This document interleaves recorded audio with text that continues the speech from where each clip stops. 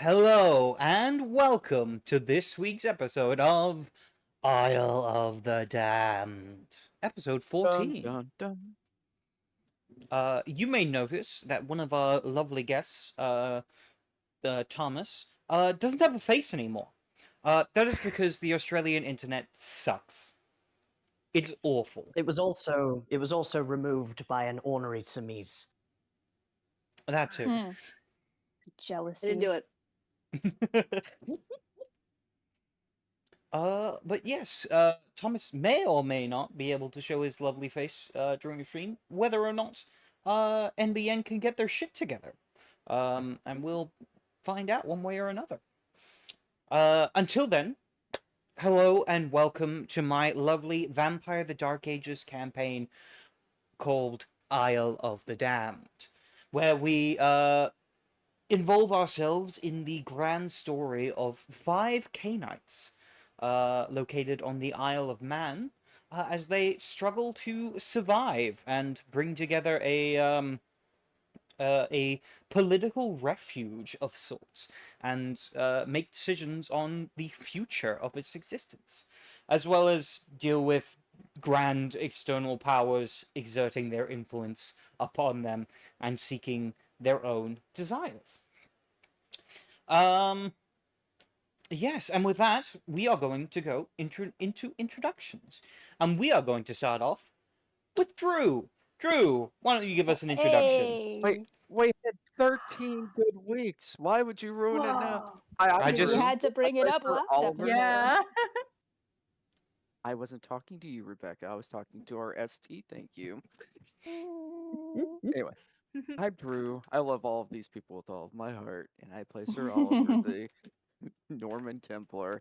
I am not Norman Templar garb because where I live is freezing right now, and my basement's cold. So there you go. I hope everybody's going to enjoy the show. Welcome. Thank you. Next. All right. Next up, Thank you. Next. let's go to Rebecca. Rebecca, why don't you give us an introduction? Hello, I am Rebecca, and I will be playing Keeper Sister Iris today. And I will say it is a little bit disturbing to see an image of a Sholgi looking at me from the shadows. But aside from that, very excited to potentially be holding Elysium today. Indeed. Excitement all around. Next up, Blue, why don't you give us an introduction? Hello, everyone. I am Blue, playing Prince Gwyneth, your totally harmless and meets a stepdad, here for a party. See how it Oh. goes. Good fun. All right. Next up, Mars, why don't you give us an introduction? Hello, I am Mars, and I'll be playing Maud, the Valkyrie Aramanes. Wonderful. And last but certainly not least, Thomas, give us your intro. I am the Herald of Sorry, wrong character. I am Thomas, and I will be playing Sheriff Randolph of Clan Gangrel, who has recently made a new friend, and also recently come to terms with the fact that he is perhaps not the best adherent of his path, and will be taking steps to fix that. Indeed. So you say. And last but not least, I am your storyteller for today's evening. I am Mark, aka the CatsMeow. And let us jump right into a fantastic tale about vampires. Starting off with a bit of music. Recap. Hell yes. Ooh. Oh, that's right. We'll do my preamble first, and then we'll do a recap. Yeah.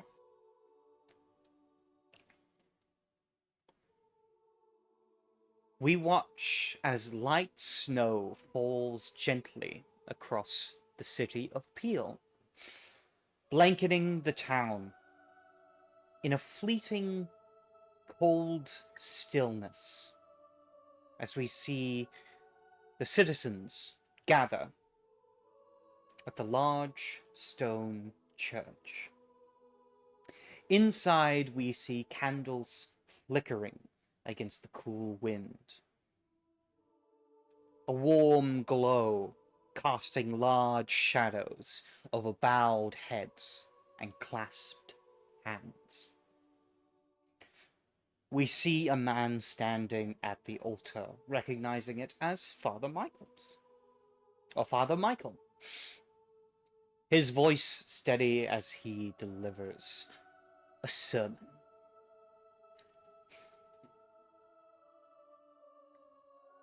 In the words of the Psalms, he intones, give justice to the weak and the fatherless.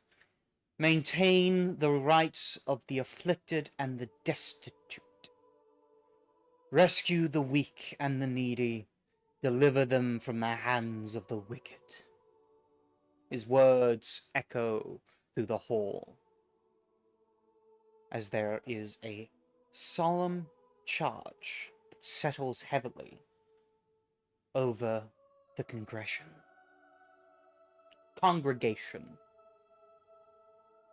I forgot how that word was spelled, and I spelled it wrong.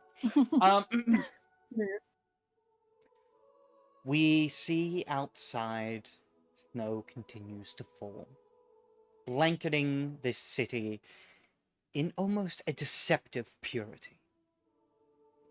We watch as the villagers leave the church, their faces touched by hope and weighted in reflection. But beyond the peaceful facade, dark forces stir.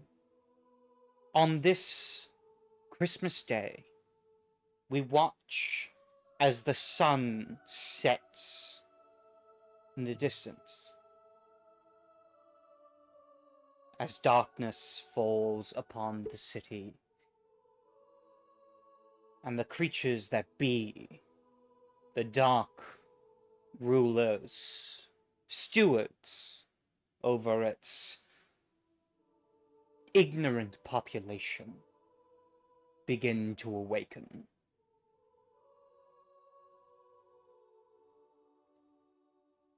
With that, why don't we do a recap? Yay. Who would like to lead this week's recap? Mars. Yeah, I will. Alright.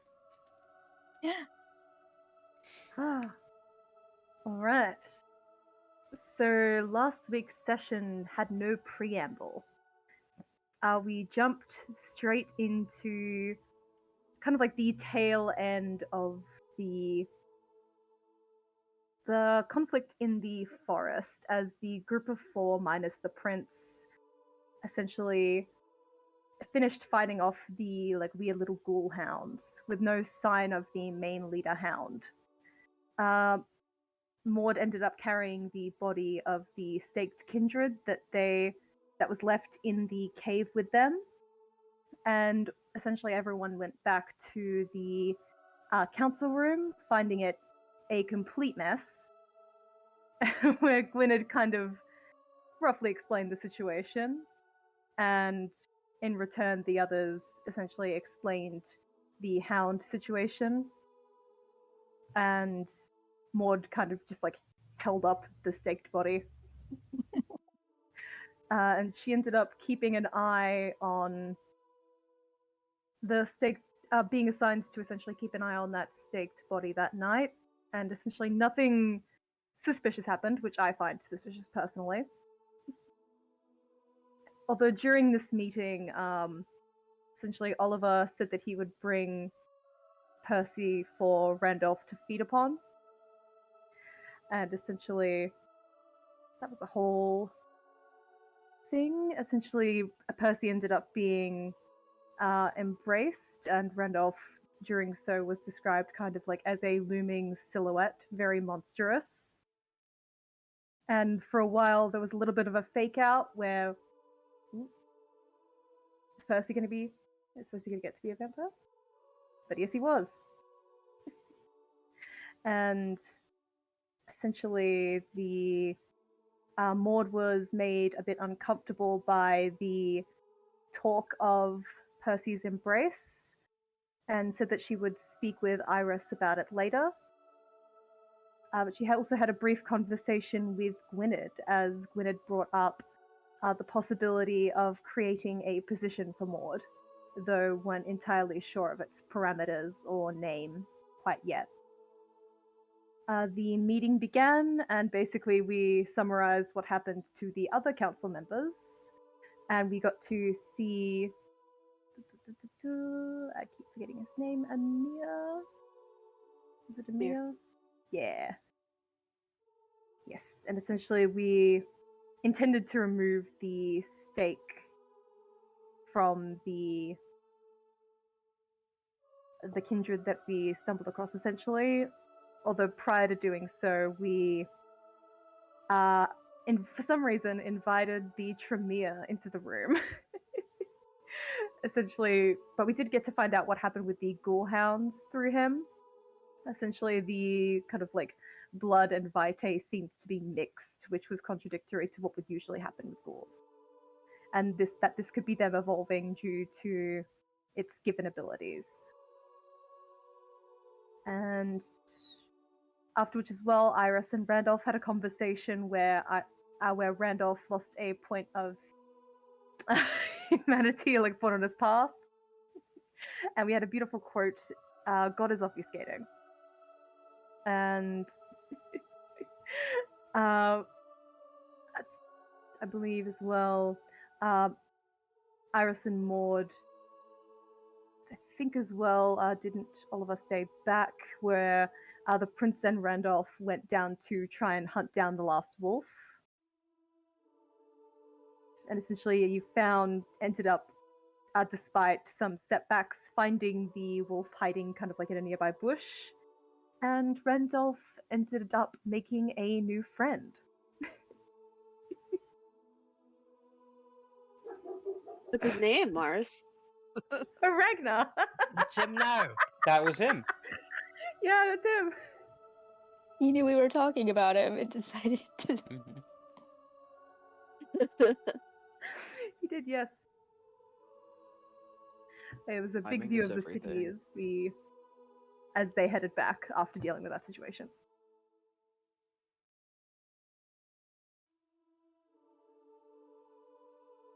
All right.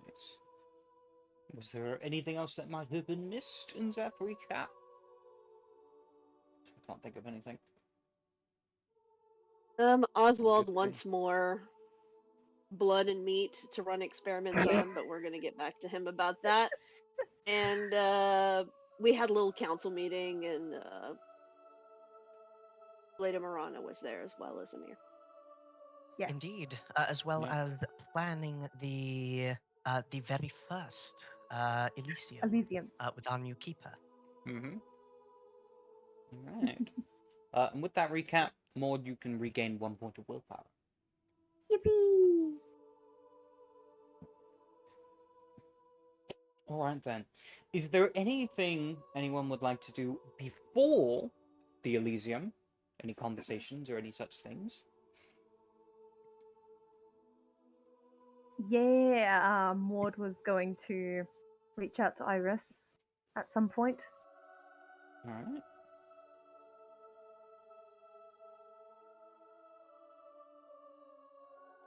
I suppose she would find her getting ready for the Elysium, moving candelabras and such, and trying to get them properly spaced.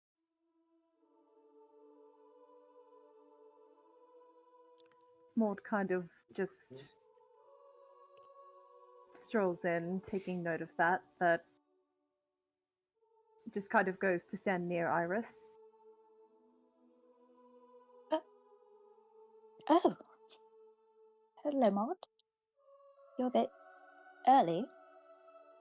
Iris, I am.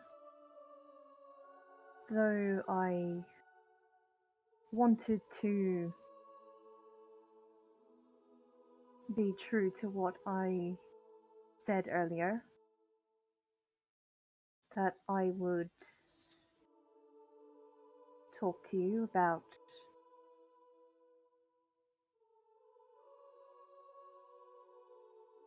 my reaction to the Percival thing. Well, yes, I am always happy to hear you out and offer advice if it is needed. I'm not sure about advice, but I'd appreciate it.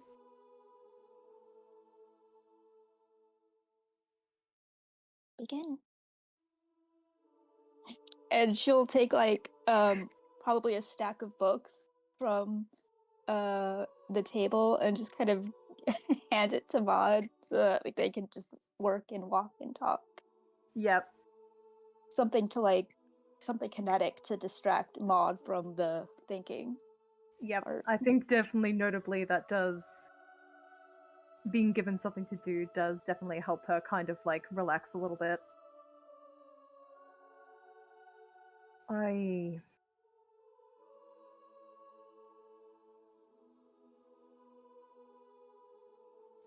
seeing or hearing about that sort of thing happening does make me feel uncomfortable. Yes. I've certainly noticed that. Do you know why it does? I do.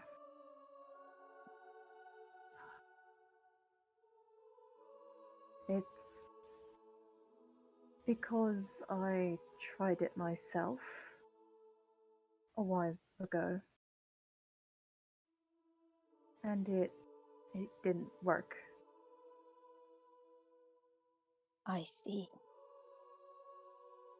So, is it jealousy or is it guilt?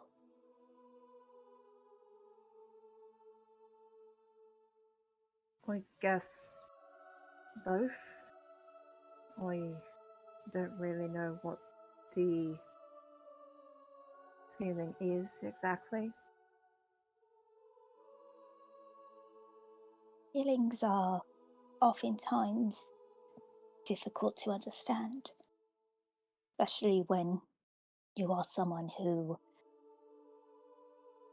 does not necessarily look inward. If you are someone who tries to bury said things,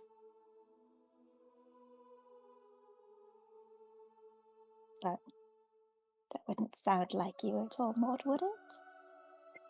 He puts a book on the shelf, sort of just giving a glance over her shoulder at her.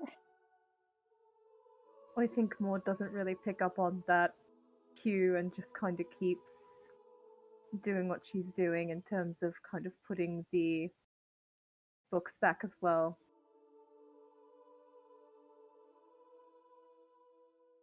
I guess.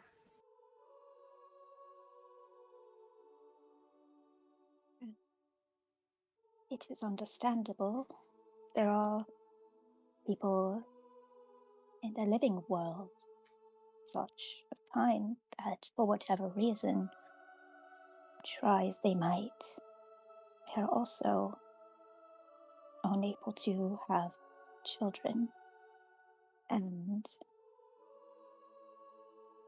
you're not anything less because of it. And I don't think that you think that way. But I also understand what it is like to think that perhaps you are able to save a life and give a life greater than what you think someone deserves. Give more life, a different life to someone. I have never turned anyone myself. So I don't know if I'm able, but I can understand how difficult it must feel to see someone else able to see someone else have their progeny or such. I don't know. This is strange terms to think of this, but It is.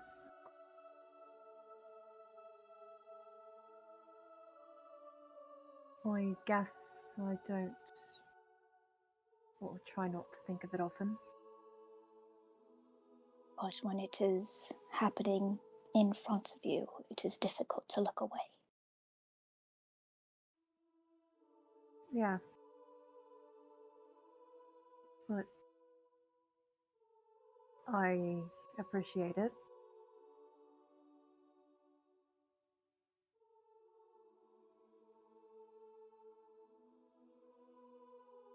Oh,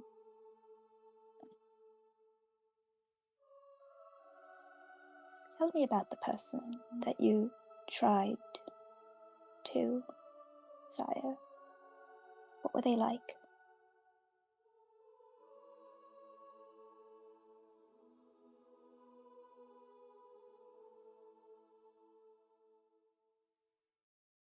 She was family.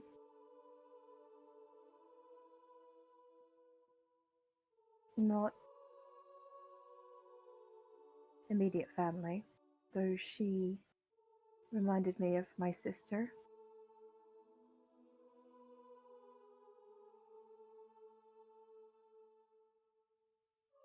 I think that's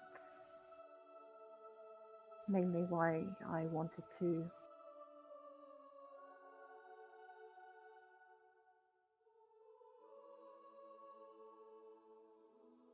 bring her into this.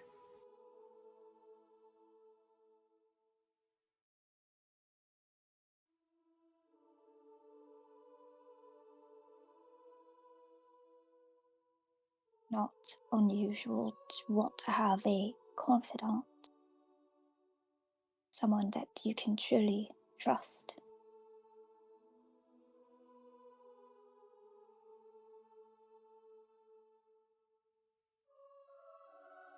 Yeah,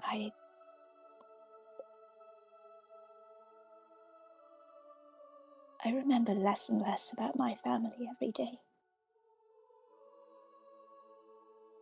It is good that you can still hold her memory, so she's not truly lost, as long as that is something you can do. It's a pale imitation of life, but so are we.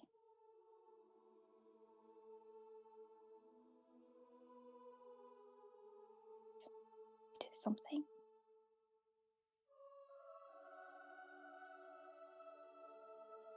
yeah, it is. I thank you for listening, Iris.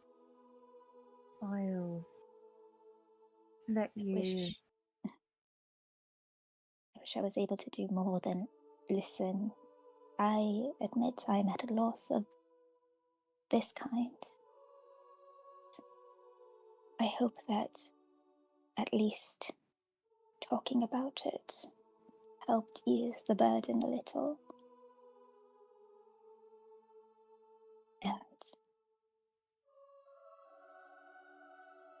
if I could give any sort of advice for future, it would be maybe to try and understand your feelings. I know that that has been a trouble for me over the past, oh, I don't know, how long has it been since Father Collins left? Feels like ages.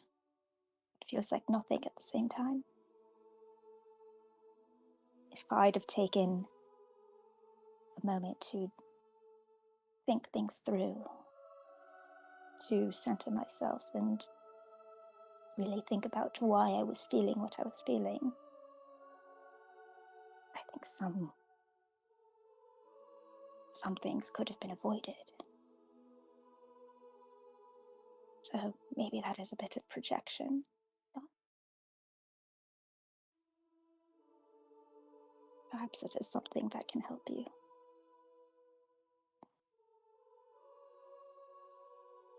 Now, I've been reading, and there's a feast that I have to prepare, and it's, do you mind too terribly helping me with that?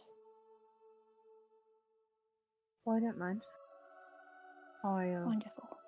help you with that.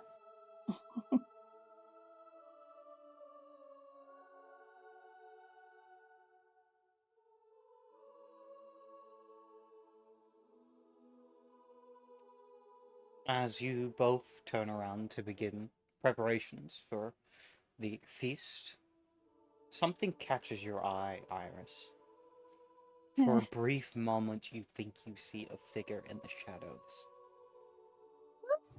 Familiar, but as your eyes focus, just seems to be another shadow caused by the pews.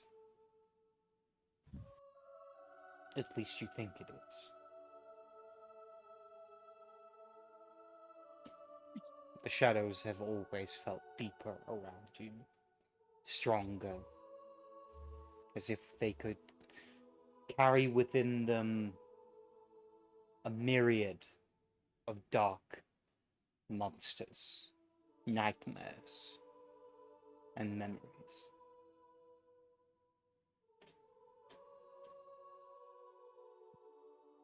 But you continue on with your preparation. Is there anything else anyone would like to do before we begin the Christmas Elysium? Just one brief thing. Randolph would like to talk to the group as a whole, the true council, not the regular council, because there's things that we haven't been mentioning to others that he wants to really pin down. Before we meet as a group, can Gwyneth check in on Oliver and Percy? Shall I?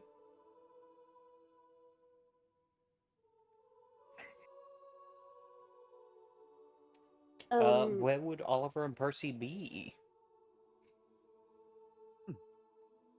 Mic check first. Can you hear me? Yep. Yep. Okay. Yay. I think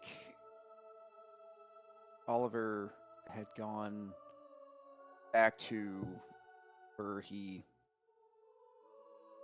havens, though he spends most of his time, most nights in the castle. He back to where he havens, where his herd is, where his family, so to speak, where the Normans are in town, to check in on his childer and see how things are progressing.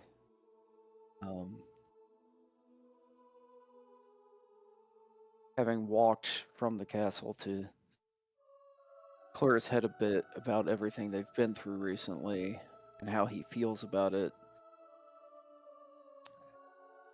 he was making a mental note of choice. And I think he would have been on his way to discuss that with the very thing with Percy.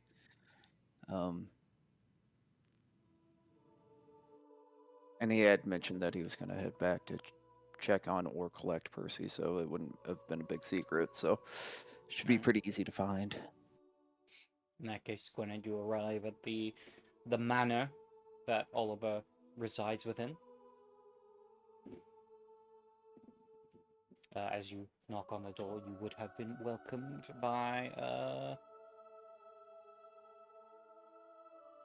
the one and only Stuart Anders. The hardest working man in show business.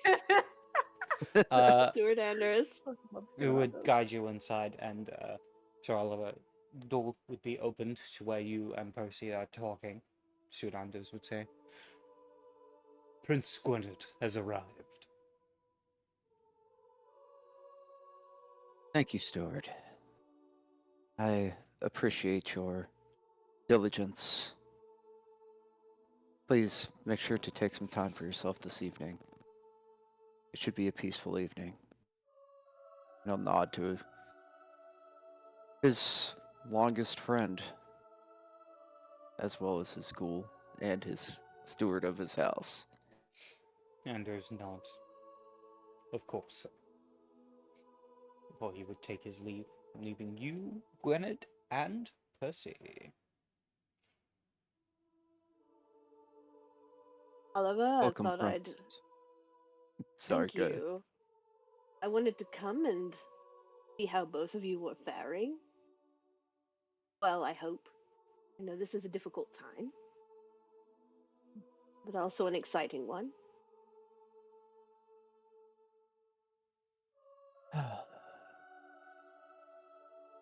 Percy,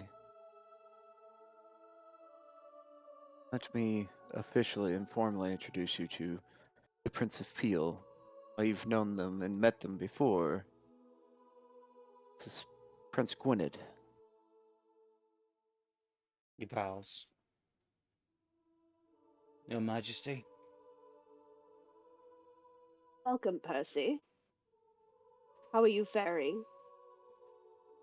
As well as I can. Kind of looks to Oliver before kind of straightening up.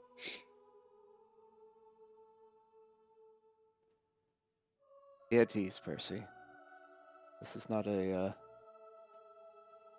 well, it's always good to keep a good representation of oneself. Prince is a guest in our home, Nods and goes, but they're here to see you. Yes, sir.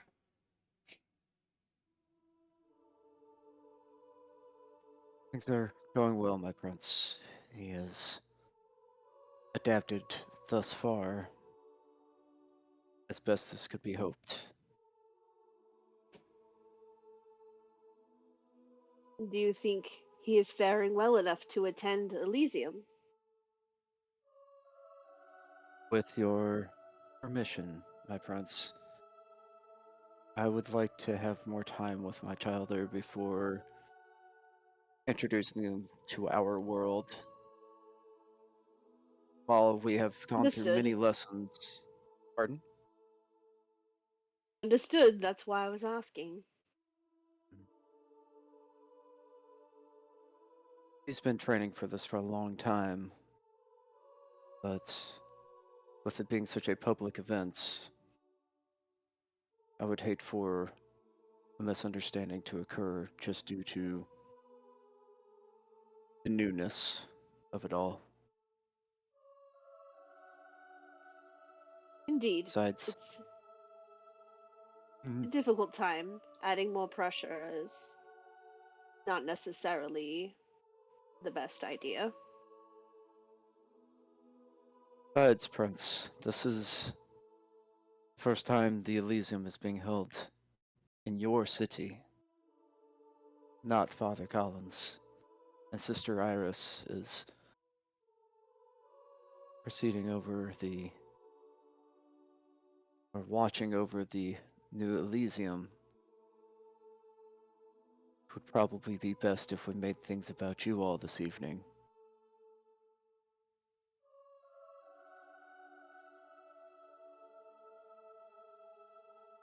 Well, Elysium is about the community. It's not just about the prince's court. That we agree. However, it is something that you are providing us, your community. Well, it's our community, but I appreciate that, Sir Oliver. So will you be attending, and then Percy will be here in the meanwhile? Yes, I, of course, would accept the invitation of the prince to attend Elysium. Percy will be here with Stuart Anders and the rest of my people. In safe hands. Well, I'm glad to know things are going well, and thought it worth paying a visit. Congratulations again, Oliver. I appreciate that, France, and it is heartfelt. May I escort you to your Elysium? I may have a thing or two to do before then, but thank you for the offer. Very well. I will see you there. Good evening. See you soon. And then can Gwyneth actually talk to Randolph before the group meeting as well? Sure. Hold on. Yeah, right. Do you call Randolph to you, or do you find Randolph? Um, how did we leave it the other night when we came back to the city? Did you stay outside the walls with Ragnar, or did you sort of set him free and come back inside? Ragnar's not what I would call a normal sight. I'll be staying with him for a little bit, and I trust his honor and his hunger both to not immediately kill me. Besides, I'll be in the dirt. Okay, if you're both chilling outside the city, he would probably send Rose with a message to meet with you. Call you in. Indeed. Rose, very used to couriering that kind of message, will return upon the shoulder of Randolph as Randolph steals through the halls of the castle. You should see me, Prince. Indeed. How are things faring with our new friend? Good, good. The stories he's told have been a great wealth of information. That's partially why I wanted to call a meeting with the rest of us later. It's See. another clue.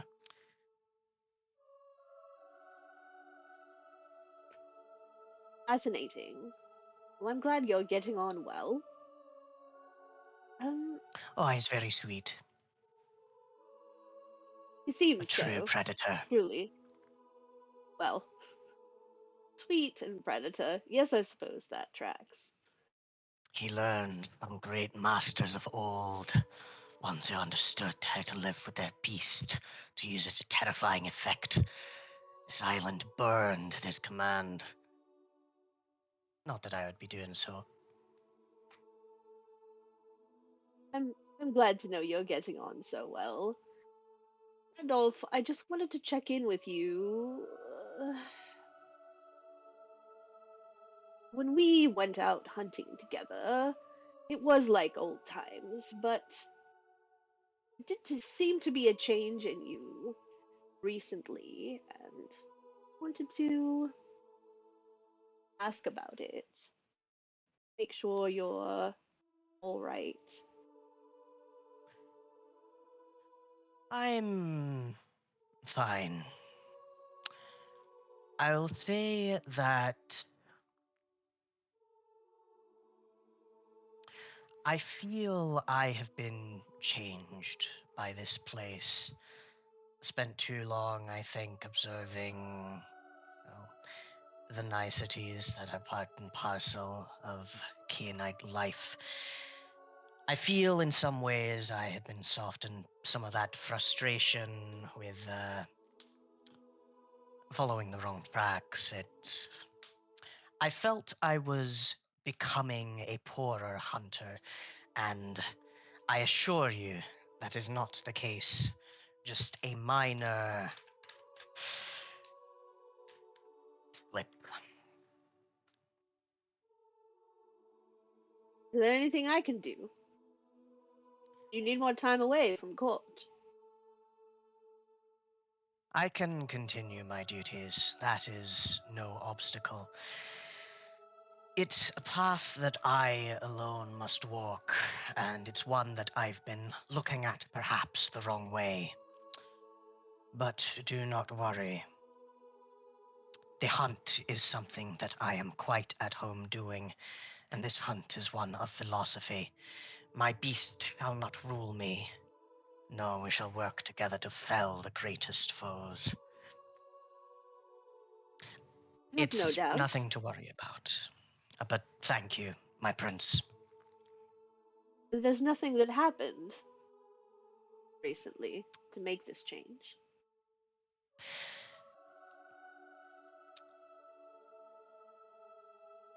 A century ago, a little bit more, a man who looked like me and sounded quite a bit like me died.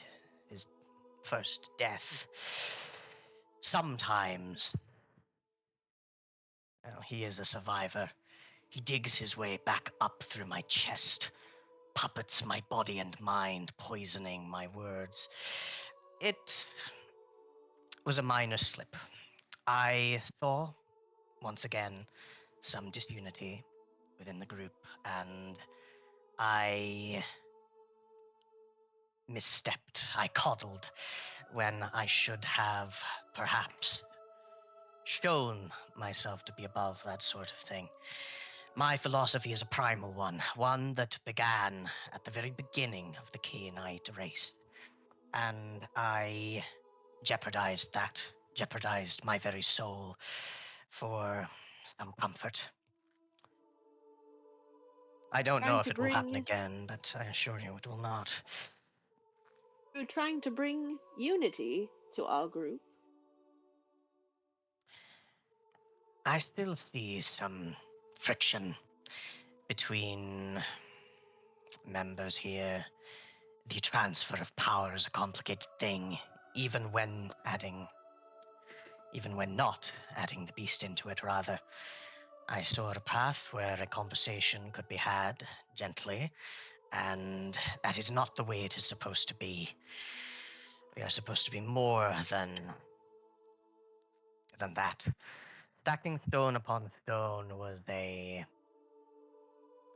contentious moment within Cainite history, or so my sire has told me.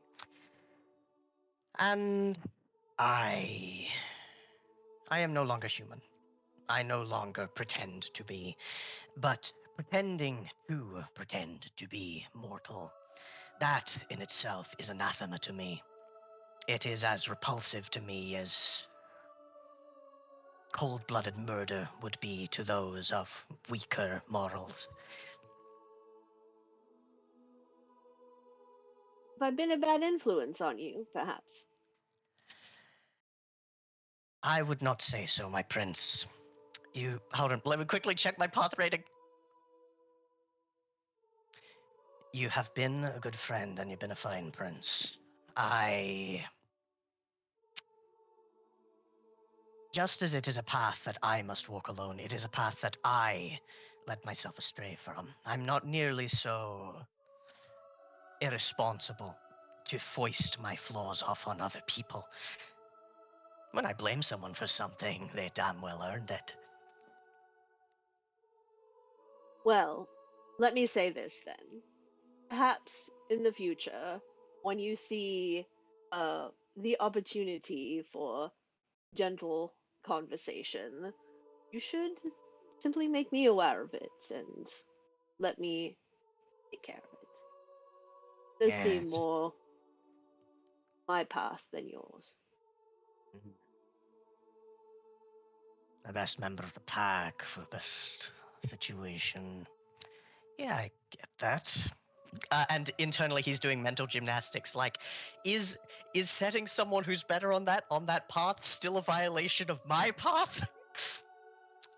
But he nods and will say, "I'm sorry if the internal conflict of mine has been obvious. showing weakness like that is in itself a poor form. There is no apology necessary, Randolph. But as your friend, I simply felt concerned for the change and wanted to inquire about it. Glad to hear it. Thank you, Gwyneth. Of course. Well, perhaps we should call the others to discuss these stories of yours and Ragnar's. That's right. Speaking of which, I do have a question to ask Iris. And that's probably a good Gilligan cut. We cut back to the meeting room with our inner circle.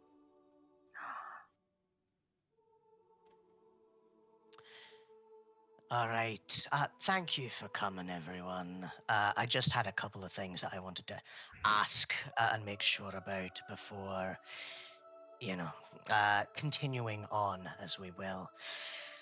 As you all know, we are in a world of a great deal of mystery and shadows and monsters which lurk beyond every horizon and beneath every crevice.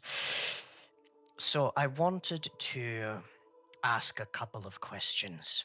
The first is this: Iris, I've recently encountered the leader of the pack of the Ghoul Wolf. Gwyneth and I found them. Can I bring pets into Elysium? And I think Iris looks up with like a smudge of ink and just a light bit of dust on her clothes. Looks up. Well, I don't think there's any rules about not having pets in Elysium. Very good. The second thing, and perhaps the more important thing, is this. The wolf that we uncovered, and it is a wolf, is one that has been around for a great deal of time. The blood of a potent gangrel. One lost to time, perhaps, but not to whispers and history. I believe that his domitor was none other than the sea wolf that you have mentioned before, and that his prey, one wearing crown, was none other than the Ventru Prince of Douglas, prior to the current one's coronation. He is a veteran of wars long since lost. And I wanted to ask this question of all of us. How secret are we keeping the fact that this is something we're interested in, given that there's a great monster that may or may not be arising because of it?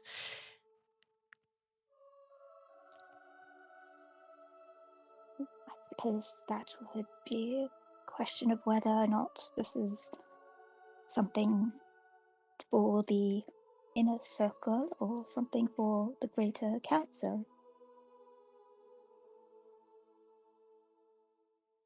And she will turn Seems to to Prince be Gwyneth.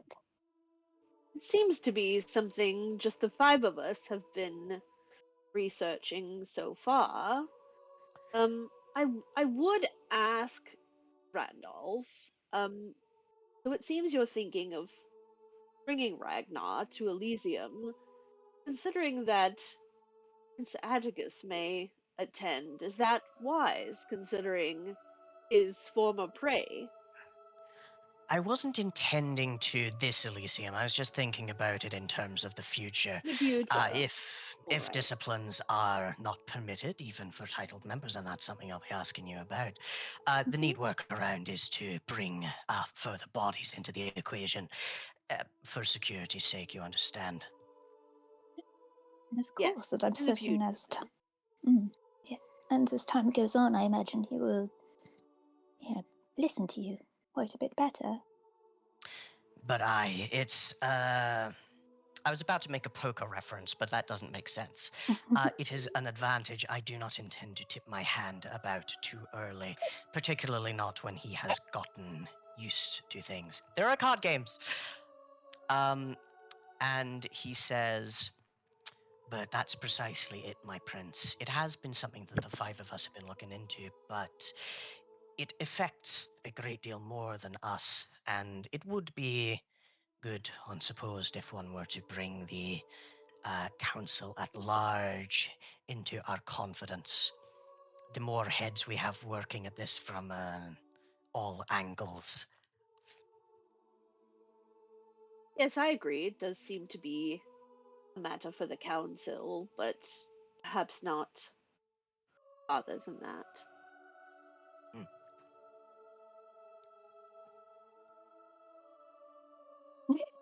Hmm. I thought Mars was gonna. But Randolph says, "All right, very good. Just making sure how much of a secret that kind of thing should be. Other than that, that should be everything. Once Elysium has ended, we have dealt with one of the significant problems plaguing the island, and that was the risk of the silence of the blood. I've got no illusions that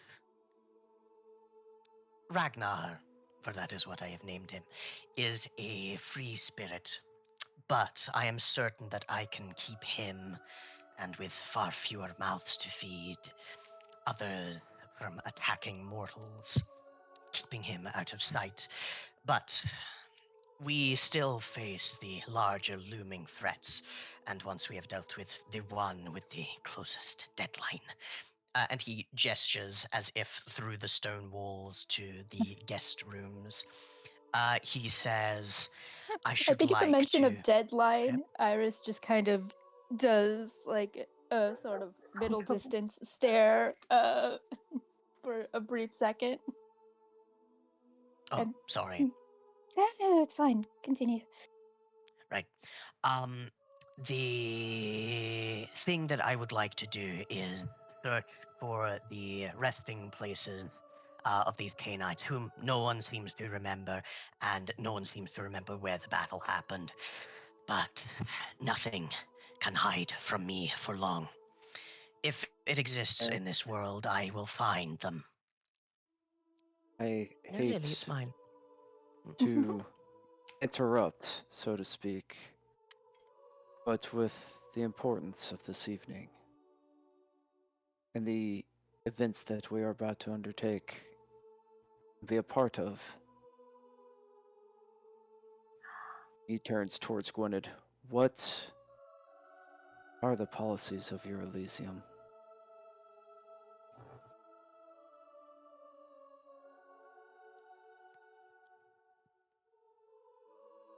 Above table. Above No idea. table, it's above table. It's Don't up to use. the keeper, basically. Yeah. Generally, But there are some rules that are followed, and that's kind of recognized generally with the idea of what an Elysium is. Elysium is neutral ground. No matter your grievances outside of the Elysium, they stay outside of the Elysium. There is no combat that is permitted. There is no discipline use that is permitted. That can sometimes be given a leeway depending on the power and, of course, rank and ability. Nosferatu. But as a general kind of belief that it is a place to come together and solve issues that would normally lead to bigger problems. Doesn't It always is work, essentially court in a lot of moments too. essentially. A big part of Elysium is being able to keep your cool while seeing your enemies flounder. Hmm. Yeah, I don't think he would propose any rules outside of the norm of that. Were you thinking of anything specific, Sir Oliver? No. However, since at least most of the council is here, it's always good to have an understanding of what is expected so that we can set the example. I will, Oh, for once, not enter the, or I will not be coming armed nor in my armor as many feel that is an insult to the Elysium itself.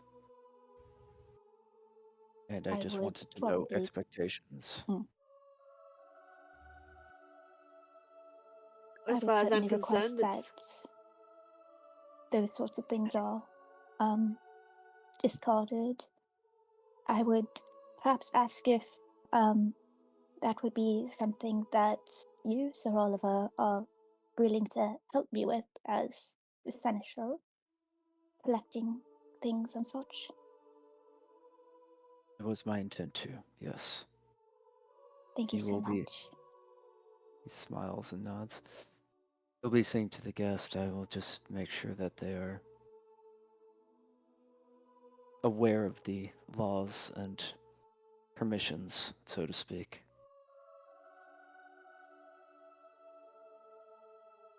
Oh, and in regards to security in the case of mortal incursion, will you be handling such things, or shall I in my duties as sheriff?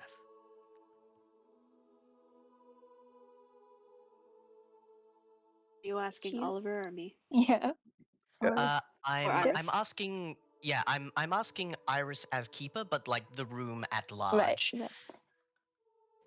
Well, I would hope that that would be something that you would look out for. There's no rule Easily against done. scouting.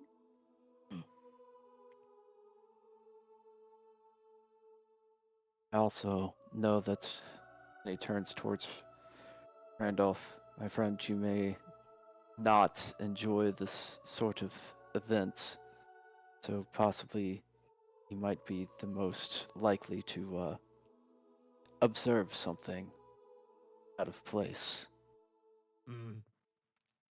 That's my thinking too. We'll see how matters go. We've got like what, 7 different spies?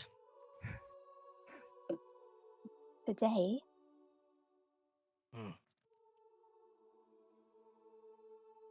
Still, I think we've got a good handle on things at the risk of tempting fate.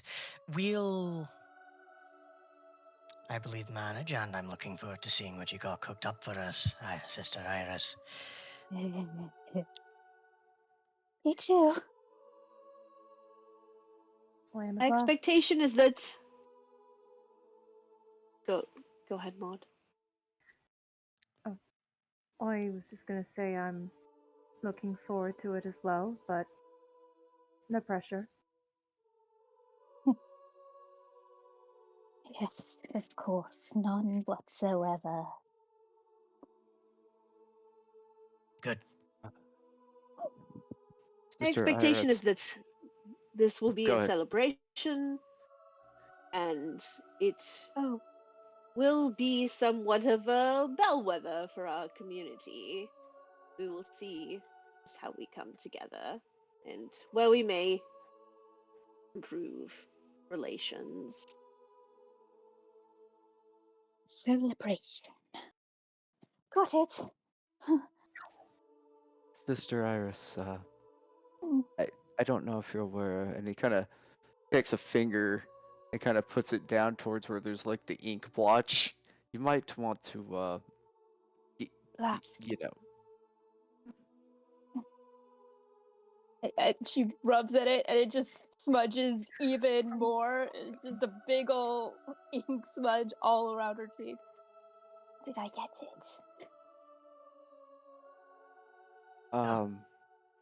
I mean, well, it grew.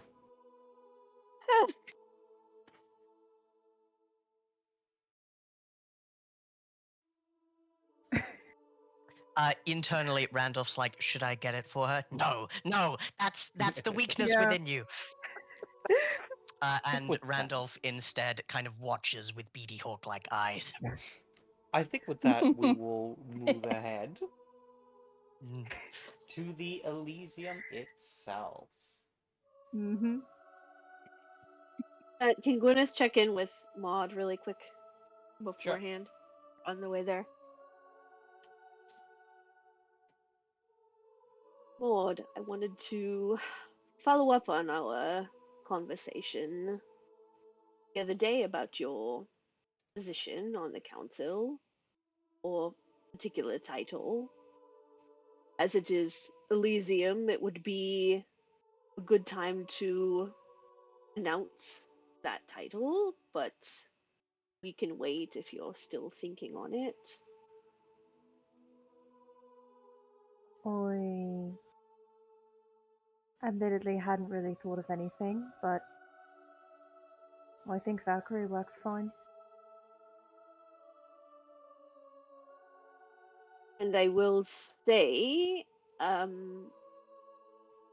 fully expect you to help Sister Iris and Sir Oliver and Randolph in maintaining the peace tonight. And if you must needs use your disciplines to do that, you have my permission. Of course. I'll do what I Very well, can then. to. Yes. I'll do what I Let's can hope it's not to. necessary. Yes.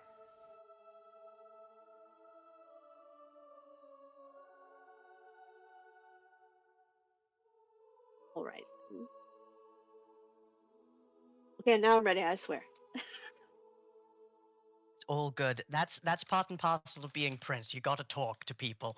Exactly. Right. Right.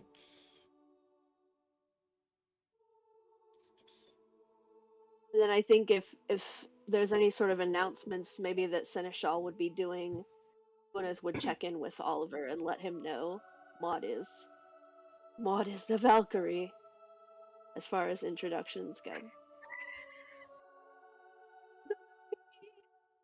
Very well. Oh, that's right. We need a herald later.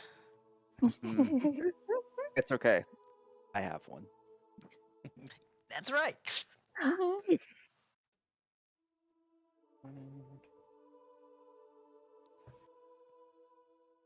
Hardest working man in show business. Yeah. Yes.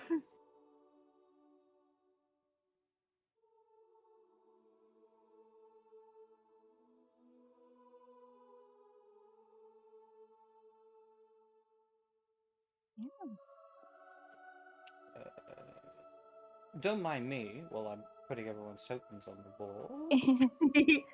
That's all good. Let's your start time. with, are you guys all just starting there as the doors open? Or do some of you choose to come later on? Being fashionably Prince will late be is for coming later. strange people. I have been there for 3 hours before the opening of Elysium's doors.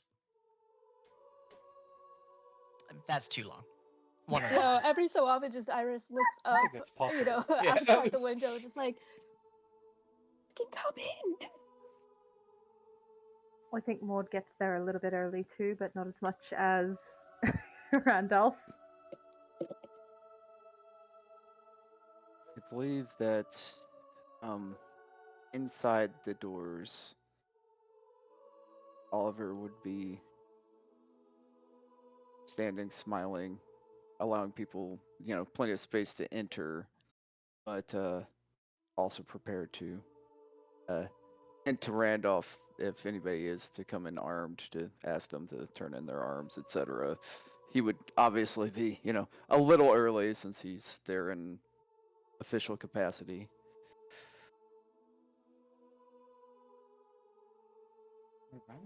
Turn in your arms, or turn in your arms. Randolph, just down a little bit, just a little bit.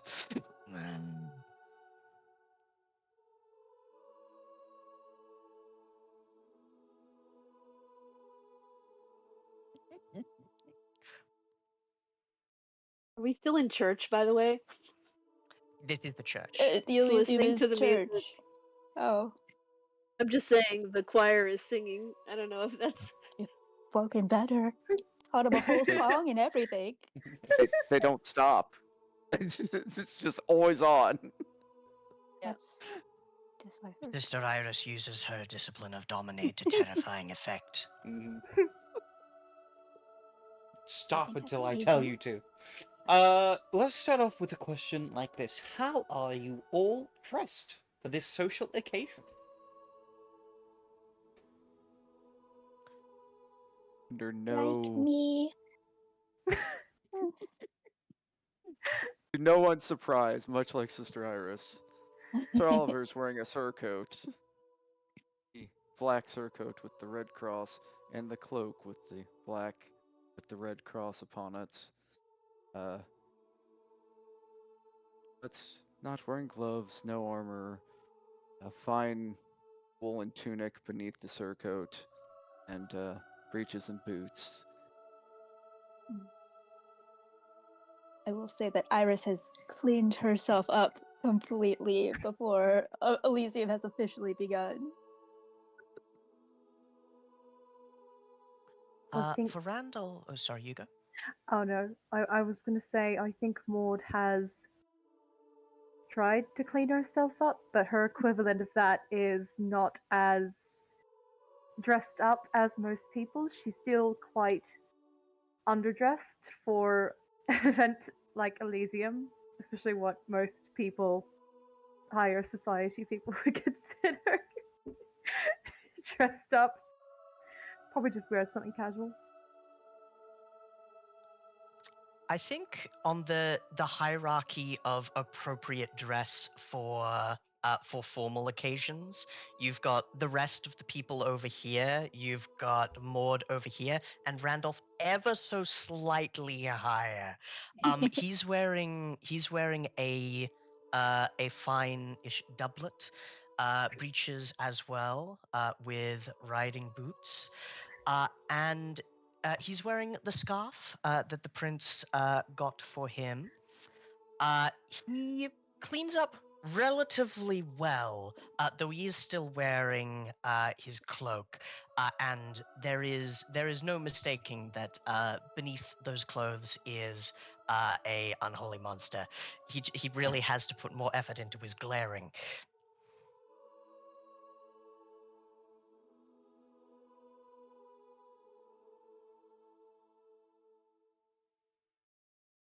All right. Is there anyone left to describe their look? Just I'm not there Gwyneth. yet. True I'm not enough. there yet. Gwyneth has not Princess arrived yet. Wyatt. Nope. In that case, the doors open, and also just so it's known, the princes to Childer have arrived. They are dressed formally, very nicely, but they keep to themselves. And Sister Morana also arrived ahead of time, and she is dressed as a nun, as she normally is. In fact, she doesn't look that much different to her normal look, if at all. Is Mirana choosing to mask? Nope. She is not allowed to. Disciplines are forbidden. Oh, even that one. Yeah. Goodness. Nice. You never created a proper ruling on it, so That's Yep. true. alright. At which point, first to arrive is Captain Edmund Blackwood, who steps in, looks around. This is a fucking sorry state if I've ever seen one. Good evening, Captain Blackwood. Evening.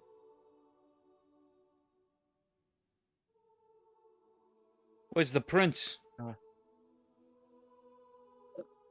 They should arrive shortly. Please make yourself comfortable. Feel like I'm back in my school days. Sent to fucking mass. Did you learn anything from it? Yeah. I fucking hate mass. Sniffs as he goes and finds a place to brew by himself. Sorry about that. I return. What did I miss? The arrival of Captain Blackwood. Captain Blackwood. Falcon hates Very mass. good. Falcon hates Fox mass. hates mass. At what point would Gwynedd arrive? When most everyone has arrived, or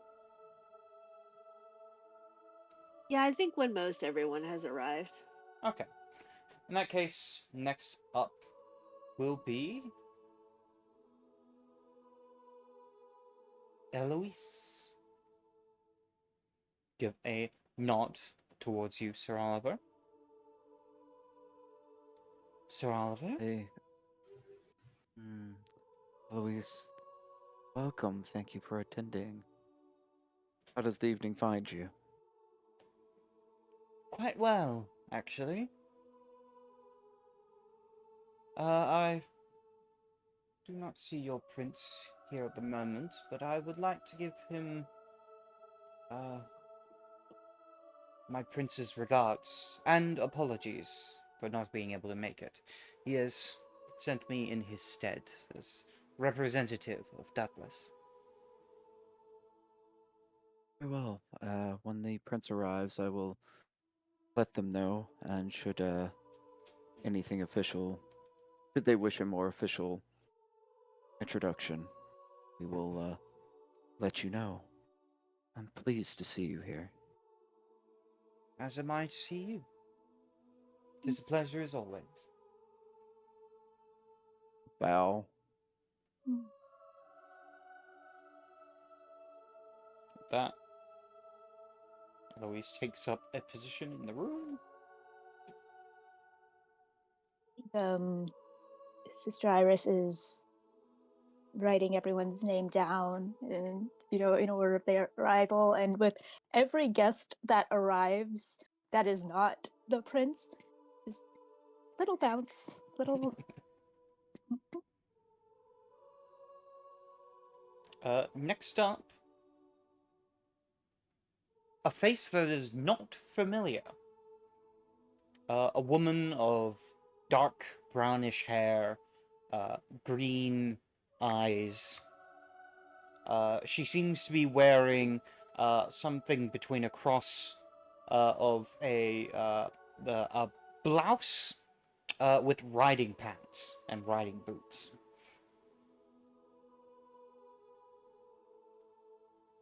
She steps inside and looks around. She would look to you, Sir Oliver, and would bow her head and say, "Greetings to you." Welcome. And who might you be? Name's Mackenzie. I'm looking to talk to the prince. Well, Mackenzie, thank you for coming into the Elysium and observing and acknowledging the rules of such an event. The prince should be here shortly, though they are already building quite the dance card. That over there is Sister Iris, and she's the keeper if you have any questions. I'm sure she can answer them for you. A pleasure to meet you. She seems to look over to Iris, looking her up and down, for a sly grin appears on her face. I think I just might.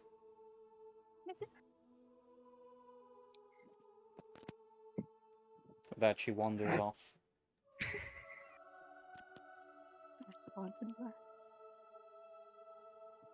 Every once in a while, there is a nervous glance over in Randolph's direction wherever he has moved. Like, next, He's wearing like the a clothes. shark traveling through the water. It's hard to know where he's going to show up, but every now and again you can just see his shape. So I think Maud makes a conscious effort to not be in between Oliver and Eloise. Jeez, guys. We want What's you to happening? be happy, Sir Oliver.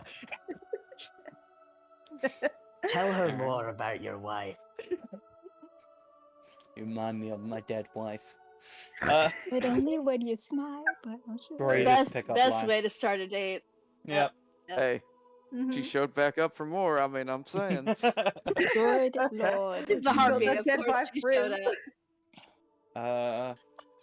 All right.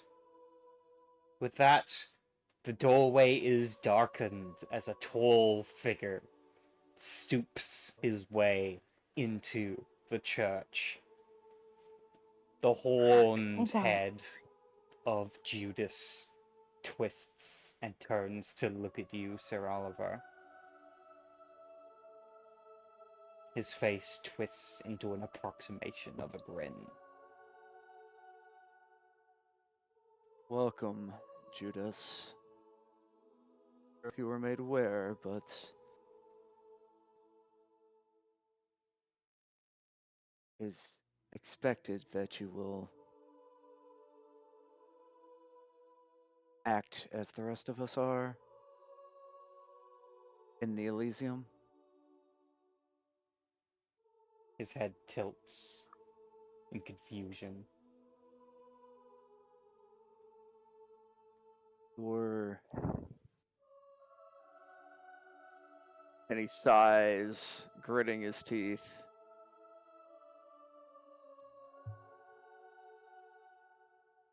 Appearance is not appropriate. Is it not? No, Is it the way I'm dressed? As he looks down to his skin, flesh-like robes.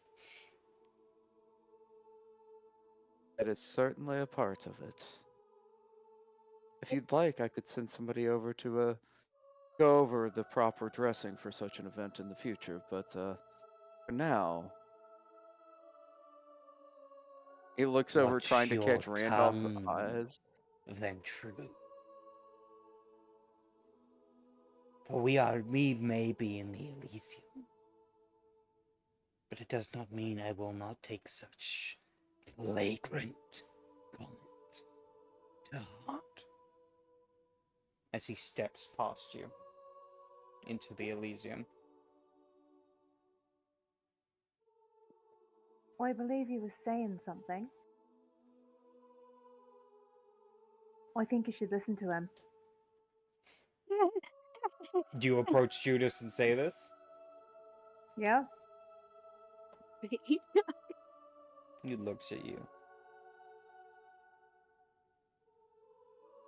And you are... Maud? We met once before. The Aramates. They all remains. Yes. Did I not tell you that I had met your kind before? I believe you did. And did I tell you what happened to them? I think at this point I was I gonna blot her do. book and walk over. Hello. Judas. Is it right? Welcome to the Elysium. We're very happy that you were able to make it. Finally. An ancile that knows respect. You could I learn certainly a thing pride or two myself from on it. her.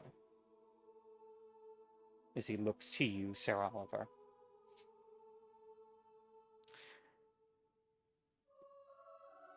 Sorry. At this point... Oh god. Sorry. I typically show the respect that I'm being granted by another.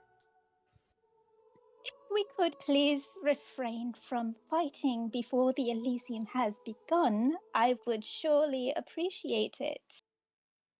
Alright. Though I do thank you for your effort.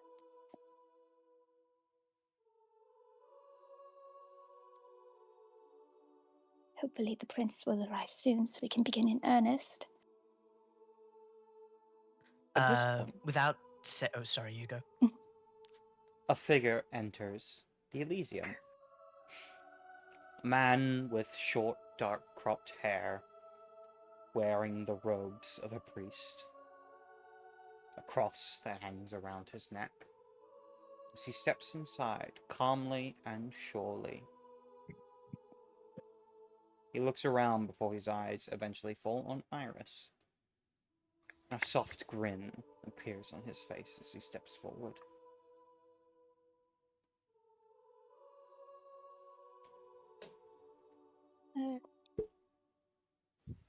Mother Isaac? I am glad to see you are well, Sister Iris. It has been far too long. What brings you back to Peel? It is twofold. I had heard that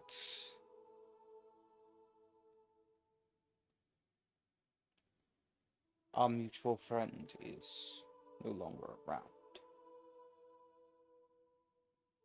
We have a couple of those. Father Collins.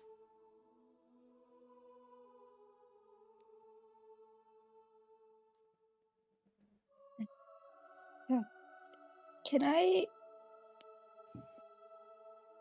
look to, like, make sure this is actually him and not someone acting as him? Sure. Perception and empathy. Cool. Would discerning come into play here? I'd say so.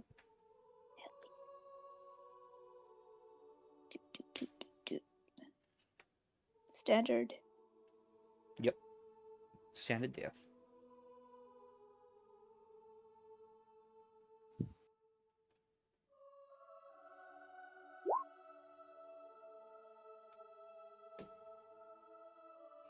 That would be 4 successes. All right. Nice. Roll with the crit. It is in fact him.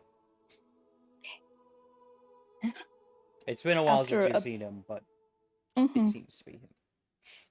After a brief moment of hesitation, and then the shadow of a smile as her lip curls up, he is no longer in the city. I see. That is all I know. I partially came to pay my respects, but I also come to speak with your prince. As so many have this night. I assume that he will be here soon. Hopefully quite soon. But Of course. it is very good of you to come, and it is good to see you. A sad smile grows on his face. As it is good to see you as well.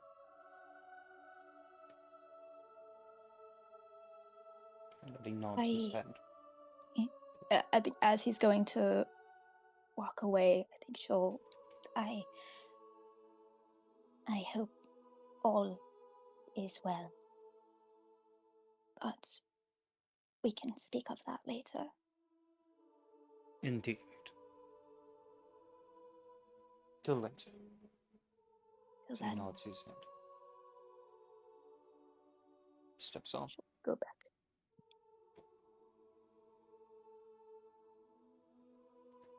Another guest enters. Short cropped hair, clean shaven beard. His appearance, though changed for this event, it's still clearly his. Oswald, the Tremere. Iris is gonna cry. He steps in with a Oliver. smile. Oh, go ahead. No, go ahead. Oliver only smiles as this occurs. And Welcome, Oswald. It's lovely that you've been able to attend. Watch as he adjusts his gloves. And I am happy to attend as well. Not every day I get to meet my fellows. Yes. Thank you for gracing us with your presence, and please enjoy your evening. Oh, I wouldn't miss this for the world. And there's a look on Oliver's face with the cocked eyebrow that says very much the same. He steps forward. And as he does, you watch as Judas's eyes immediately fall on him.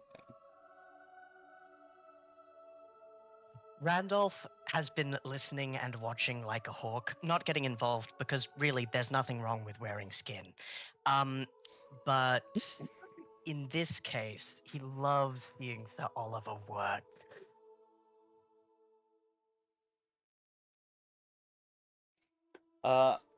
And at this point, the doors swing open as a very familiar figure steps in.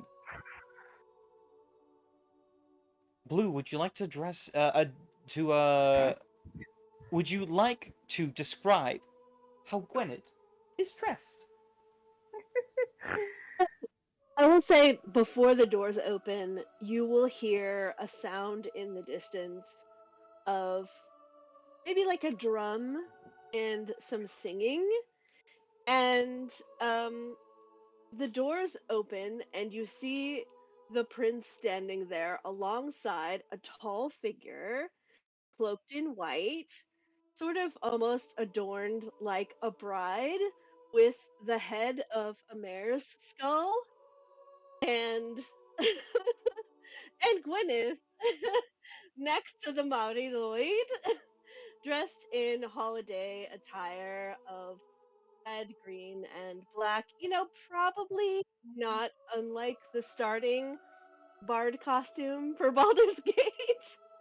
Um, and you know, he's got his usual dragon brooch holding his cloak, and yes, Gwyneth enters. I've got a question for you Good out of evening, character. everyone. Yeah, of course. Are we gonna have to rap battle the horse skeleton? Is it that Absolutely, kind you of thing? absolutely do. Yep. Is that an order? Absolutely. No, Is it's that a optional, command? but you can roll off. Absolutely, you can This roll is off so rap great. battle.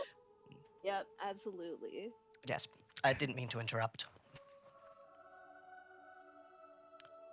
Good evening, Prince everyone. Oliver. Gwynedd of Eel, welcome to your Elysium. You have many guests looking forward to meeting with you this evening. No doubt. And with the arrival of our prince, I suppose I can call this Elysium officially open. At this point, the doors crack open as a figure steps in.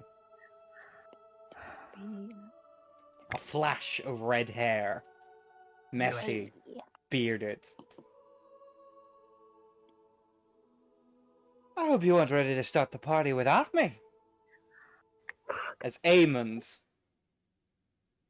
walks into the Elysium. At which point Randolph, you who see was- Eloise's eyes immediately widen as they fall upon him. What should I take down your name as? Aemond. Of Clan. Broha. Lovely. Thank you. Wonderful to have you. Does the name click? Yeah, Oh yeah, For it should. I told you guys Yeah. about it. it should. wonderful to meet you, Yeah. Mon.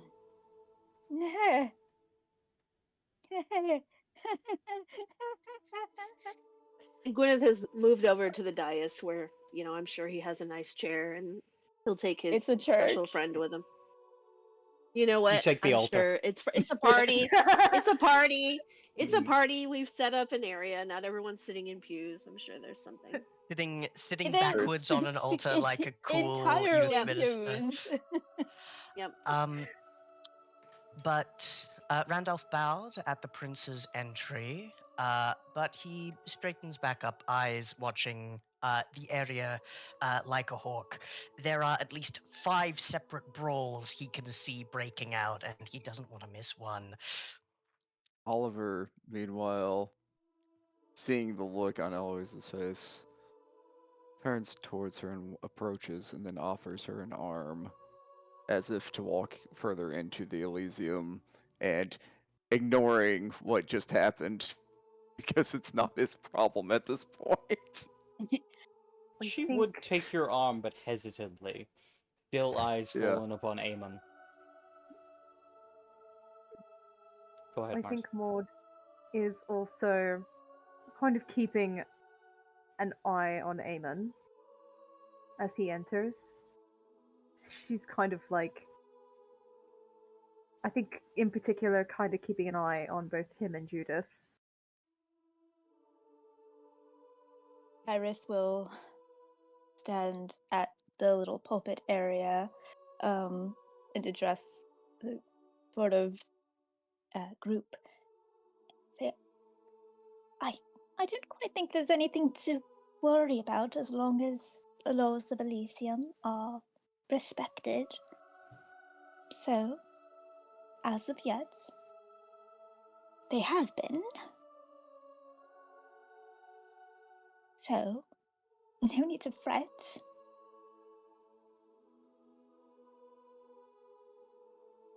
So, I believe if we are to start now,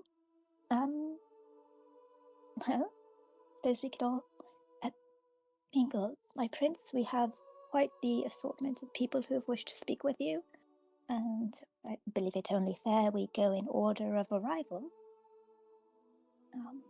Yes. Perhaps I should begin by welcoming everyone, and he'll stand up and get the attention of those gathered. Thank you all for attending my first Elysium as Prince of Peel. I wanted to welcome all of you in the spirit of the holiday, as it were. In my homeland, we have somewhat different tradition this time of year, and so I've brought a little bit of that, uh, maybe to lighten spirits here as we get to know one another and come together in community. I hope that this is the first of many occasions where we come together as one to make Peel the special place that it is.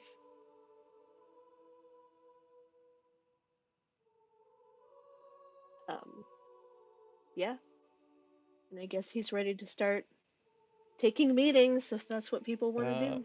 Why You don't heard the keeper. Mingle. you make me a charisma and leadership? Oh boy. I think as that roll is happening, Iris is gonna flip a couple pages, look at the carefully planned itinerary, and start looking at where she can shuffle things around. Now there's other things. I didn't plan for that. All right, I could probably go between confession. Is it 7? LOL Standard diff. confession. Standard diff.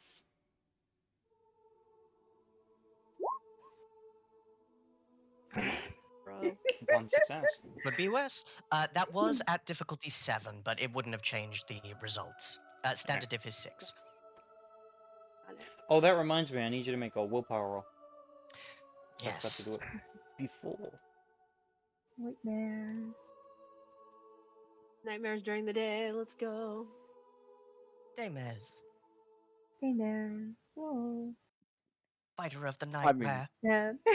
Judas is already here. I think you're having them. Just Some of us are for sure. Mhm. Oh Bruh. no! Oh, Nightmares. at least Hate my at life. least it isn't a Oh. Hate my botch. life. Now, a botch would have been disastrous for this entire day. A failure is just bad. Mhm. All right.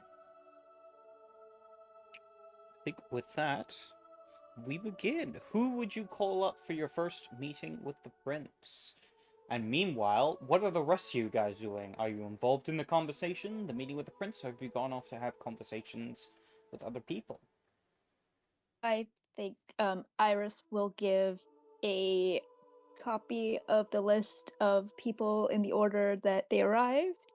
And there's little notations of who has requested a meeting, so that if they wish to do it that way, it is an option. All right. Here are the main conversations that are happening at the moment. There is Captain Captain Blackwood speaking with Aemon and Mackenzie, Judas speaking with Oswald, Sister Marana speaking with Father Isaac. I oh, think all of those, or at least two of those three, are worrying to Randolph specifically. Is it possible to act as a kind of organic tech radar dish and basically just stand watching all of these people, waiting to see if anything bursts over or boils over into a fight? He's ready. If you did so, it means you wouldn't be able to intervene unless a fight happened. Mm, Otherwise, you need to pick one conversation to be wary of, or to be either involved in or paying attention to. all right. I think if I had to pick any, I would probably. I do hate the Tremere. What does the Keeper of Elysium want? She's in charge. Yeah, it's true enough if there's any specific direction. Otherwise, Randolph would use his judgment and see if he could listen in to the conversation of the Bruja, and the unknown, but possibly Bruja. Yeah, I think that was Iris's only real direction for Randolph, was that to use his discretion and seek out, the biggest threats, but not to act on them unless they threw the first stone, as it were. Right. I think Oliver would stay with Eloise to at least take them before the prince, or guide them before the prince, but then step back, giving them space to make their announcements and their apologies for the Prince of Douglas not being able to have made it.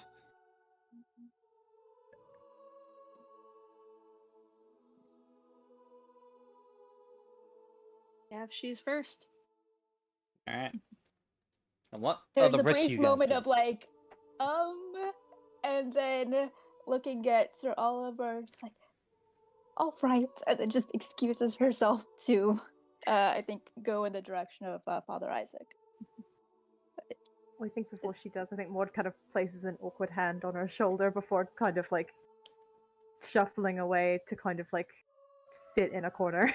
I think there's the smallest of like smiles and whatever sort of sigh of relief could be properly mustered with that small action. A nod, and then continuing on the way.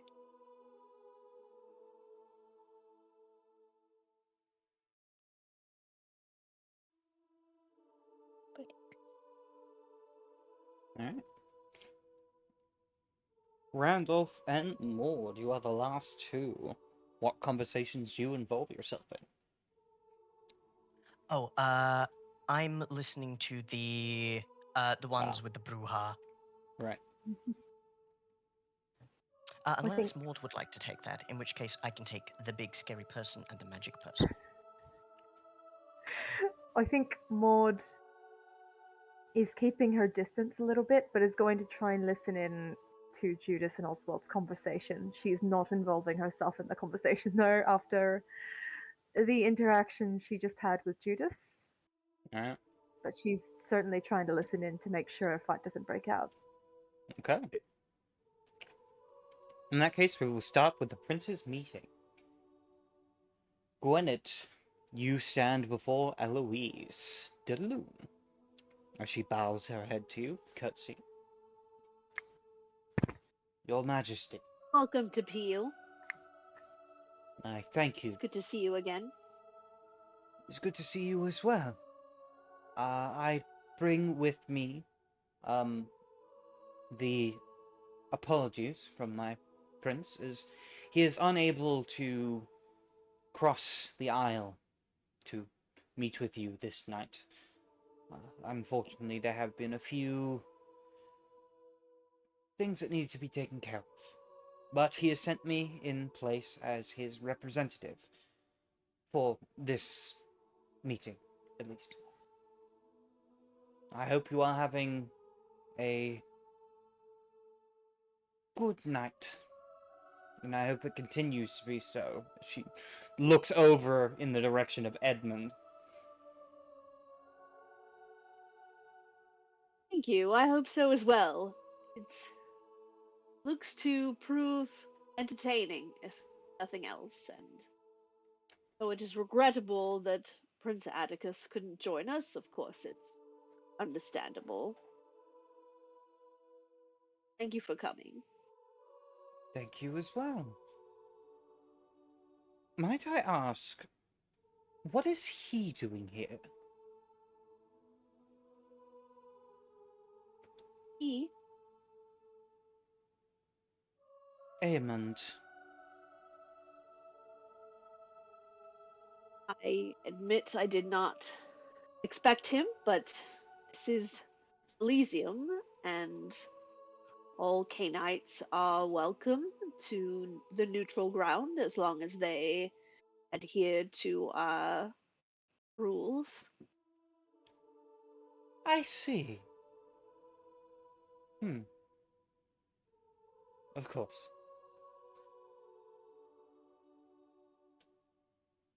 Above table, remind me like what Atticus wanted us to do to just let them Aemon. know if we saw Aemon. Pretty much. Aemond is a fugitive. And they Yeah. basically told you such that they Yeah. are trying to track him down as he has committed crimes against them. Though Yep. technically into your agreement, you're under no obligation to give him up. And as far as she knows, this is the first time we've seen him.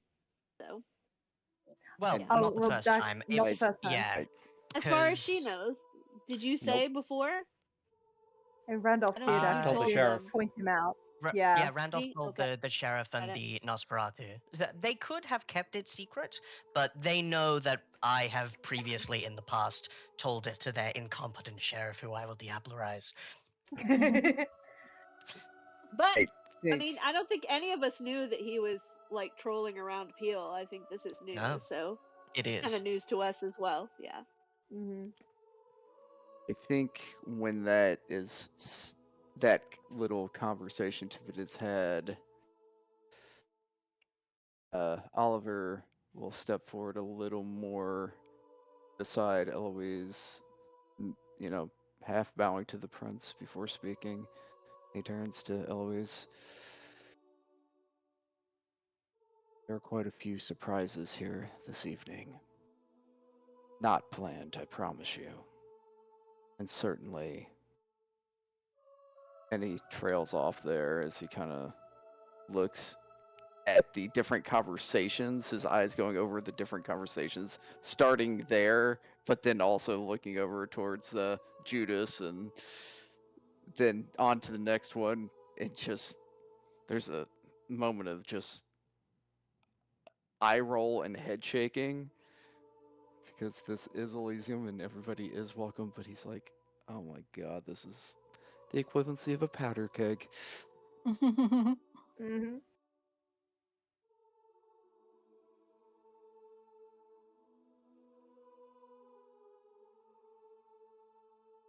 Alright.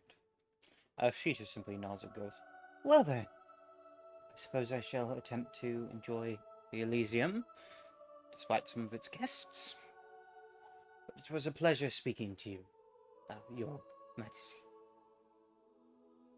Pleasure. And if you wish to engage in one of the traditional pastimes of the holiday from my homeland, there are prizes of various degrees for competing.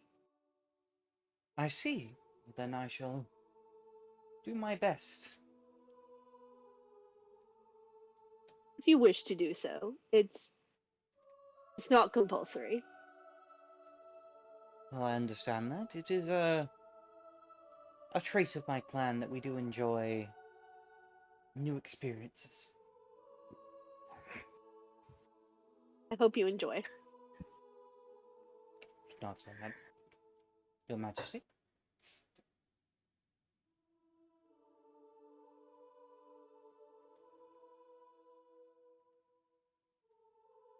Who's Oliver would next? escort her out.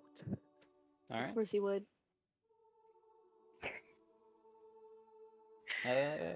Next up, Iris. You arrive mid-conversation as Father Isaac is speaking to Sister Morana. Hmm. And yes, so I suppose it is indeed going quite well.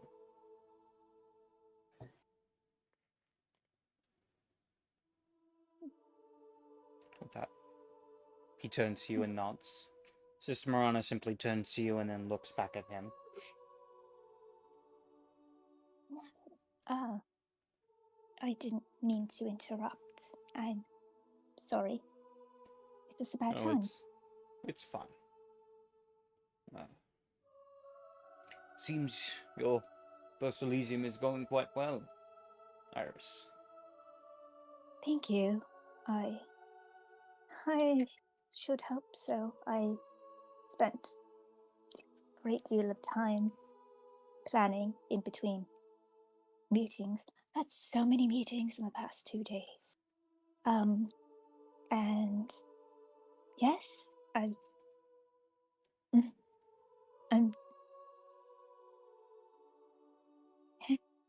thank you. He nods I should hope soft that it smile. goes well. That Sister Iris speaks up and goes, you have put a lot of work into this. I hope it goes well for you. But we'll see, considering the guests that we have this night. Well, just like with the church, we don't turn anyone away. But hopefully they stick to the rules of Elysium and we can have a proper civil Christmas Question night. for you, Iris. Of course, Sister Do Miranda. you consider those closest to the prince, including yourself, confidants? I suppose it would depend on your definition of such. Do we consider him one? Does he consider us one? More to I each think he other. would like to think so.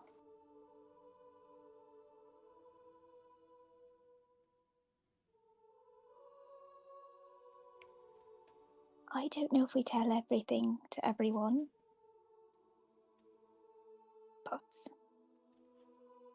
If I might have I one recommendation, assuming the relationship between you and them are relatively close, perhaps a warning that they should not go around antagonizing elders for no gain, much less dangerous ones. I think there is like a genuine smile for a half second. I shall do my best to advise. And I thank you for your wisdom. 'Tis not wisdom, 'tis an observation. It is both. But I thank you regardless. That she just kind of nods and then partly wanders off.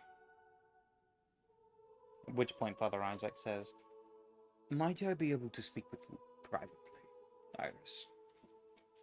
I was hoping that we would be able to, Father Isaac. Wonderful. Is there a location we might be able to speak away from prying ears? As much as we can. And then she'll gesture towards. Right. With that, you lead him to the place away from the others. And you will continue your conversation in the next round. Yeah. Until then, Maud, you are standing on the edge of a conversation between Judas and Oswald. Mm-hmm. You hear as Judas steps over, towering over the cocky Oswald, who just looks up to him with a calm smile. Pretender, usurper. You hear him say something in a language you don't understand before he translates. Bastards. Oswald. We have been called by many names. We have been called by many names. Yours is certainly not the first. Can I help you, Judas? I seek to purge your kind from the very earth, as do my siblings. Your kind is a mistake. Oswald just goes, "Is it now? Because it seems like I'm more welcome here than you are. Isn't that interesting?"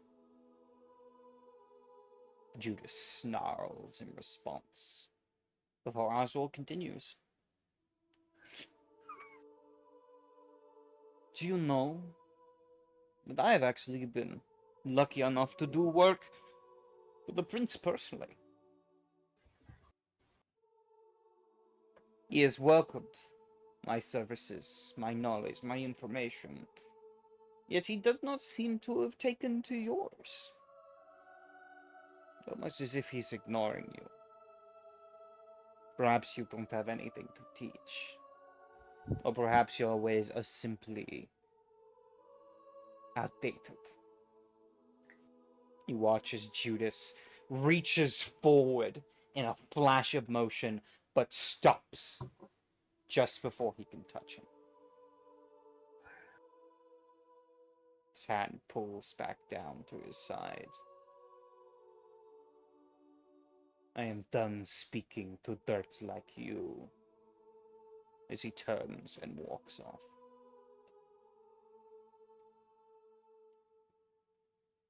Oswald smiles and then looks towards you, Maud. Wasn't that an interesting conversation?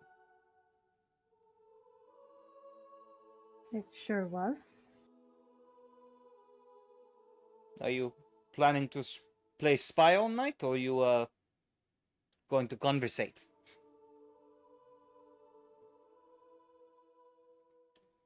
Well, I don't know if you've gathered, that's not my strong suit.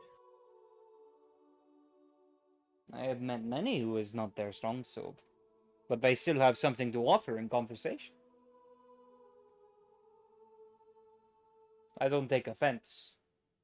Know that. All right.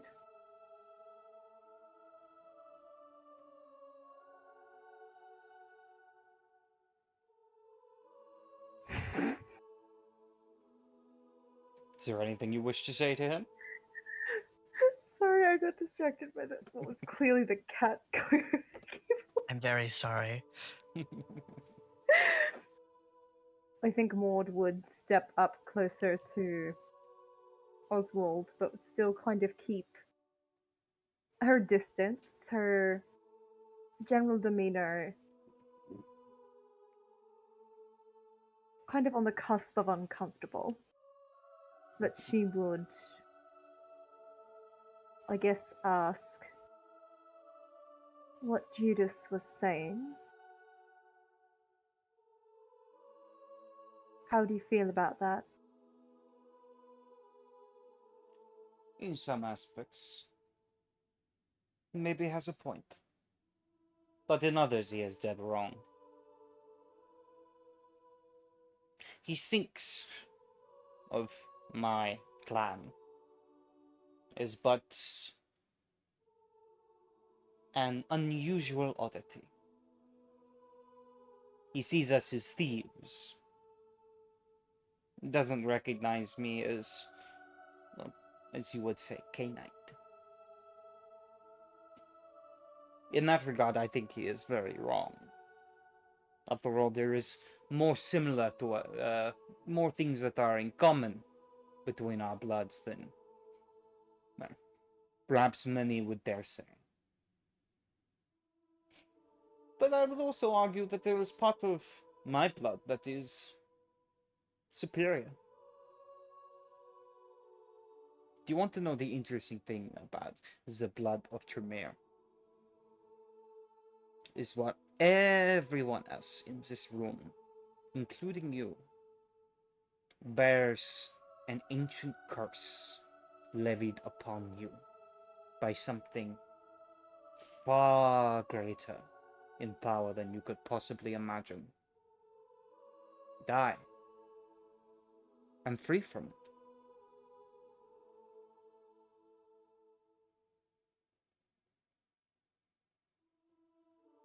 An ancient curse, you say? Indeed.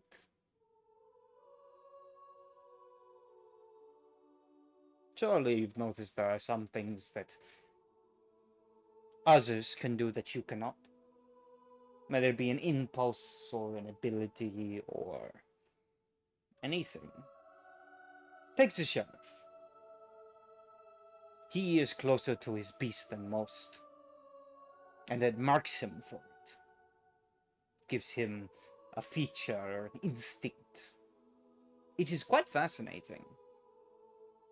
It is almost as if the blood itself mutates his flesh. But when I feel the pull of the beast within,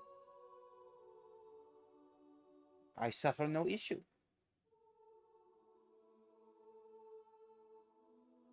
Each and I every see. one of them claims themselves to be the perfect inheritor of an ancient being that they call their god.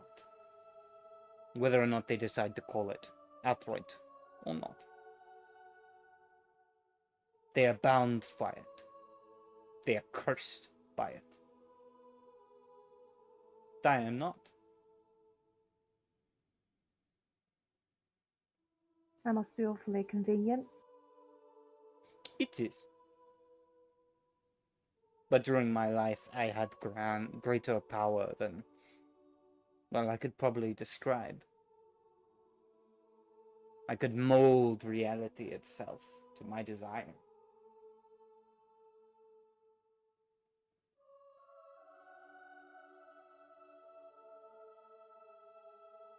Yet I somehow prefer this.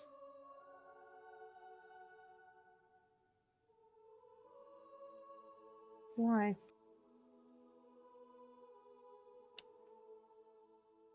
Because I get to live forever. in eternity.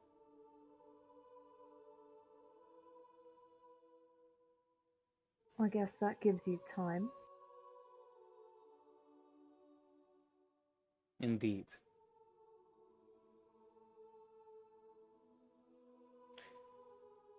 And there is so much still to learn about the condition. So much to be explored. But there are also so many that choose to believe in their own superstitions, as he looks over to Judas.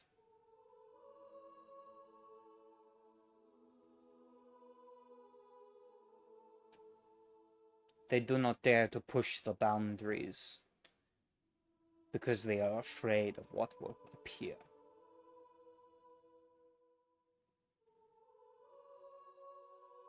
In truth, I do not understand why anyone could dislike Zitramir. I mean, we've done nothing but do favors. After all, we remove those soul-sucking salubres.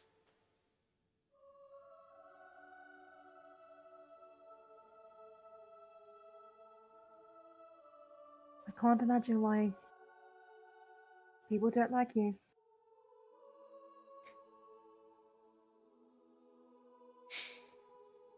Well, this conversation has been a pleasure, Maud. Should you ever speak again, as I said, my door is always open to one who is a member of the council of the city.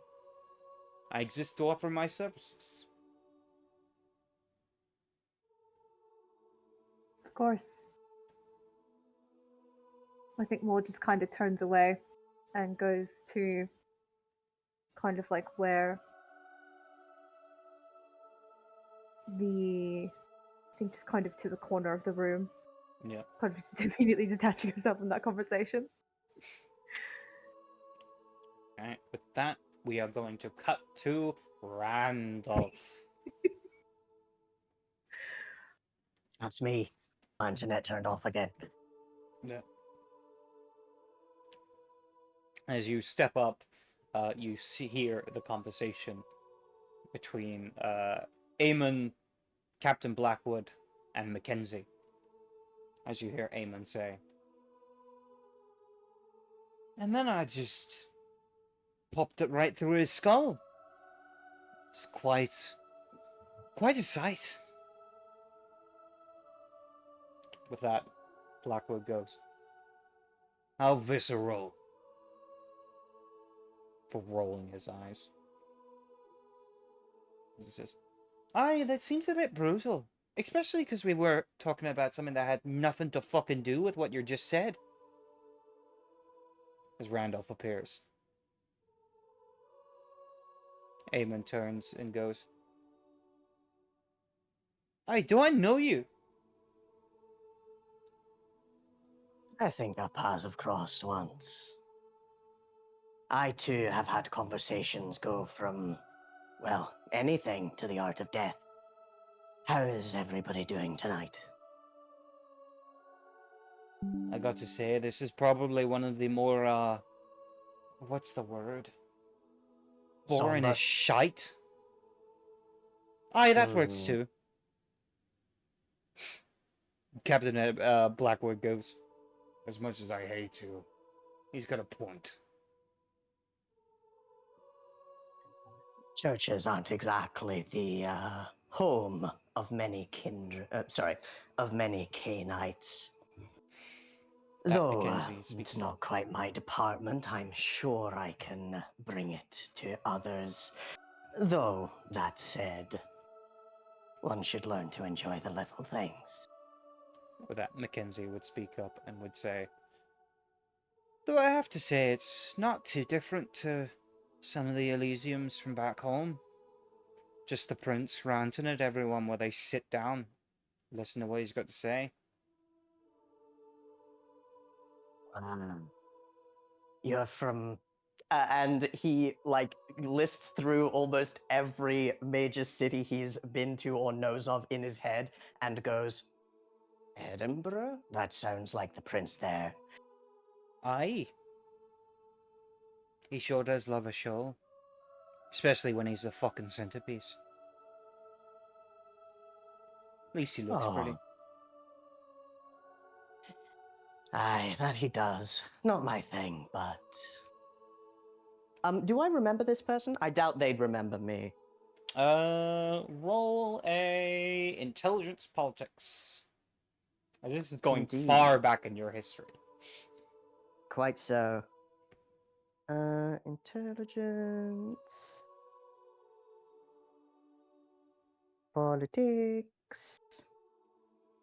Sorry about this. No Difficulty 7? Yes, difficulty 7. Now, I do not know what it rolled. 2 successes. Delightful. You do actually remember her. She, was a neonate, around the same time you were, during your education, part of your education in Edinburgh. So you kind of met each other through, different Elysiums and events that were being held. Very briefly. You would know that she is, of Clan Toreador. Ah, that's right. Mackenzie. You know, I ran into Lord Duncan not too long ago, during the whole war thing. She kind of quirks an eye and goes, "You know, Duncan?" I do. I was introduced in Edinburgh around the same time, if a little after you were brought into court, from what I heard. I saw you around. Is that so? Apologies, because I don't really know who the fuck you are. No offense. No offense taken. I'm not what one would call a very bombastic figure.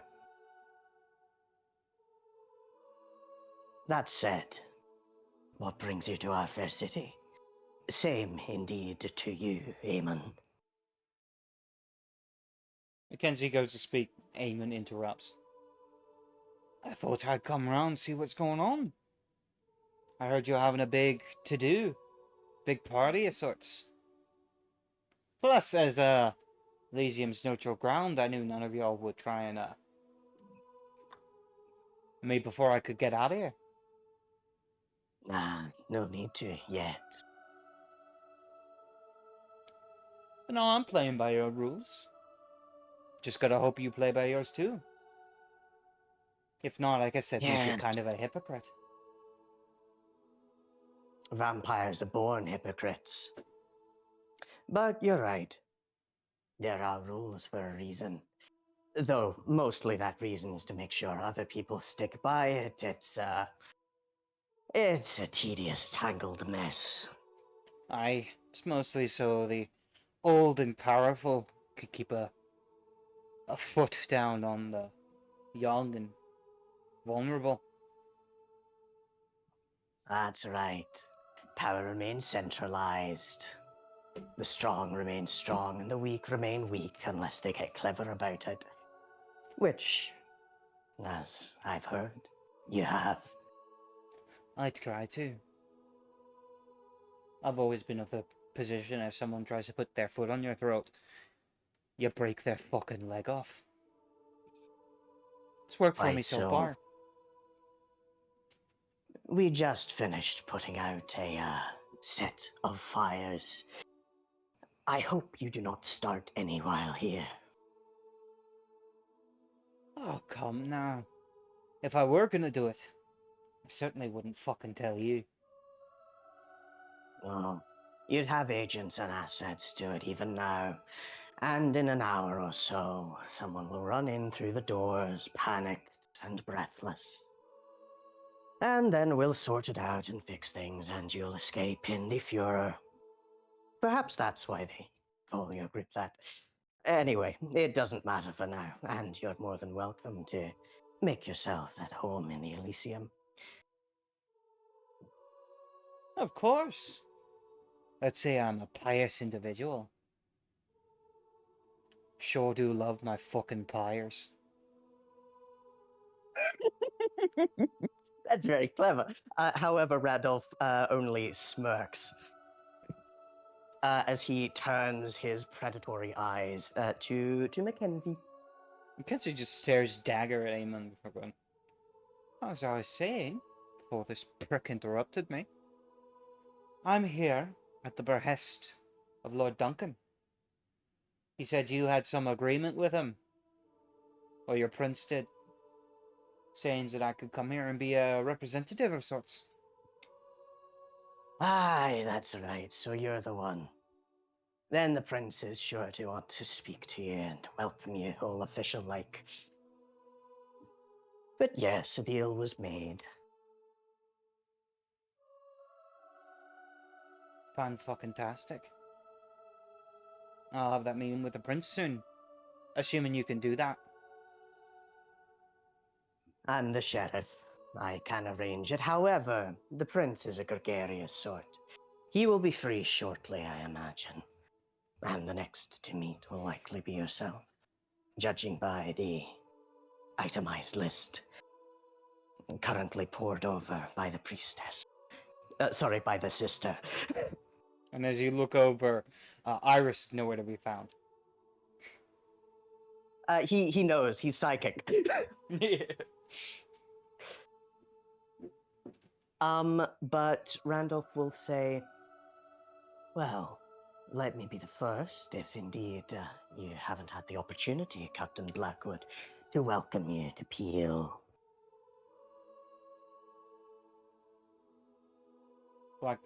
Captain Blackwood just looks at you and looks a bit confused and quirks an eye. Oh, no, like, if you haven't had the chance to welcome her to Peel, let me welcome you to Oh, Peel. okay, that makes more sense. Yeah. I I know think Captain even Blackwood's then, in Peel. Blackwood kind of looks at you and goes, that's not my fucking job now, is it? No, there isn't. I just didn't want to tread old ground. You know, for a man that doesn't get out much, you sure are a pretentious fuck.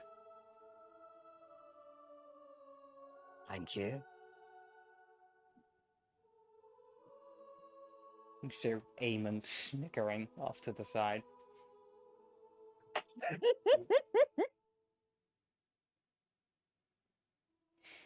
Anyway. Oh, that's right. Suppose I can't eat in the way I'm accustomed to here. I'm going to continue my patrol. Enjoy yourselves. Mackenzie nods. Eamon nods. Blackwood just gives you a look that basically says, yeah, whatever, fuck off. In his classic, Exactly. I know Captain Yeah. Blackwood. This isn't anything worse than normal. Yeah, he's not being rude to you, or well, I guess he kind of is, but he's not intending to be. He's just like, yeah, whatever, go do your job. Yeah. I do have a question, though. I don't think that it's the kind of thing that Randolph would be upset about at all. However, it's not always up to him. Is that the kind of insult that the beast would latch on to, or is it minor enough and kind of not important enough for the instinct rolls? I don't think you're. Yeah, you're because it's not like something that would be like against your path. It's not like he's calling you like a wuss or something like that, or a coward. Yeah, exactly. He's not like you're a He shit basically hunter and you said- should feel bad. If he said that, the first reaction of Randolph would be, "Why would you say that?" And the second would Yeah. be, "Ah." Yeah. But yes, I think that's a decent conversation. And Randolph is, once again, heartbroken that these people. Because he's pretty sure Eamon isn't doing a bit. It's just been a week or so, but he's sure that people have forgotten about him quicker. Yeah, I mean, you can make a roll to see if Eamon has actually forgotten of you, or he's just being a dick. I think I'd like to do that, actually, Okay. because I think Randolph is definitely more paranoid about the actions of the demon now that he knows that things are stirring. I think that'll probably be a perception empathy. Absolutely. Let's do a perception empathy. Da, da, da, da, da, da. And let me check the chat. It's one success, One but it's success. a 10. I don't have any specialties for this, I believe. I don't. I think don't. So. Yeah. It's hard to tell, but it seems like he genuinely doesn't know who you are, or he That's wants okay. you to think that he doesn't know who you are. Randolph is a paranoid sort. I don't think he'd be so paranoid to go, this guy's trying to make me think that the demon is having more of an effect as the time comes closer to his ascension. Yeah. But he'll nod, taking this in mind, making a couple of mental notes, and continue to prowl. Alright then. With that, we move on to the next round of the Elysium.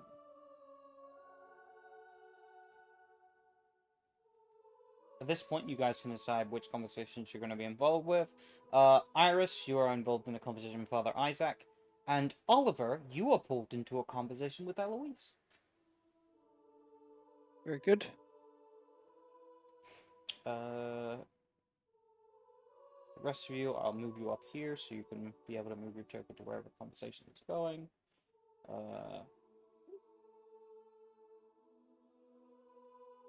Eamon just having a conversation with Oswald. These three are having Oswald a that conversation. Enswald. And Mackenzie is off on her own.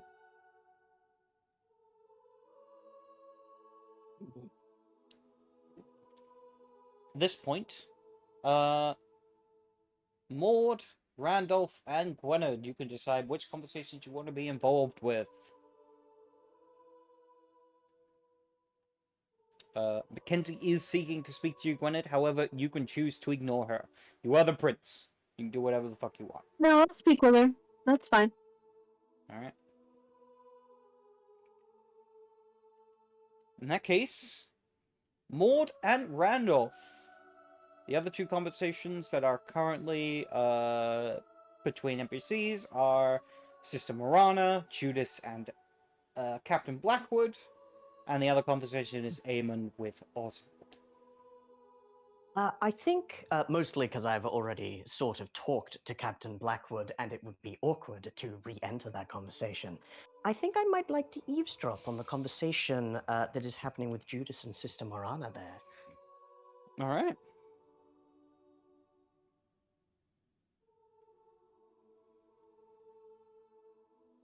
Don't mind me. Alright. And Maud, what would you like to do?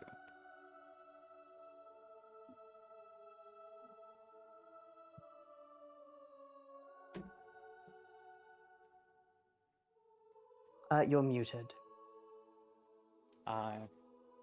Thank you. I think just because she sees Randolph already kind of like keeping tabs on Judas and Sister Morana, I think she would kind of also clock Aiden talking to Oswald, and I think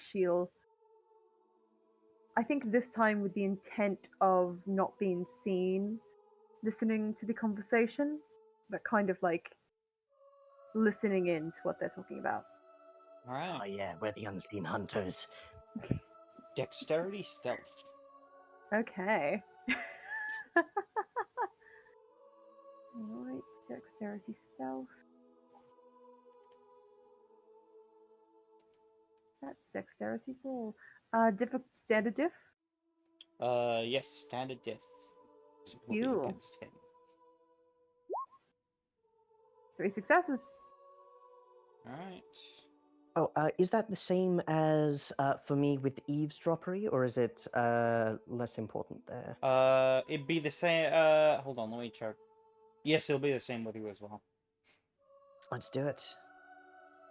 Would silent movement apply? I will allow and let's see how it goes. I would like to spend a willpower because it will be embarrassing otherwise. Yep. Fair enough. I'd have like 8. What did I get? 8 Oh. successes. How many of those were 10s? 3 were 10s. That is 12 successes. Process. You are stealthy as fuck. I think it's a testament to even the Auspex users in the place. Mhm. If they were to be using such a thing in Elysium, it would be hard to notice him. Yeah. Maud, as far as you know you are unobserved. Right. I think with that, we will start off with the prince. As Mackenzie walks up to you, looks you over before nodding. Your Grace? Good evening. And you are? Mackenzie, Clan Toreador. I am a representative of Lord Duncan from, she'd know the name of the place, but I've forgotten. Edinburgh. Edinburgh. Edinburgh, Edinburgh. as she would say without skipping a beat. From Edinburgh.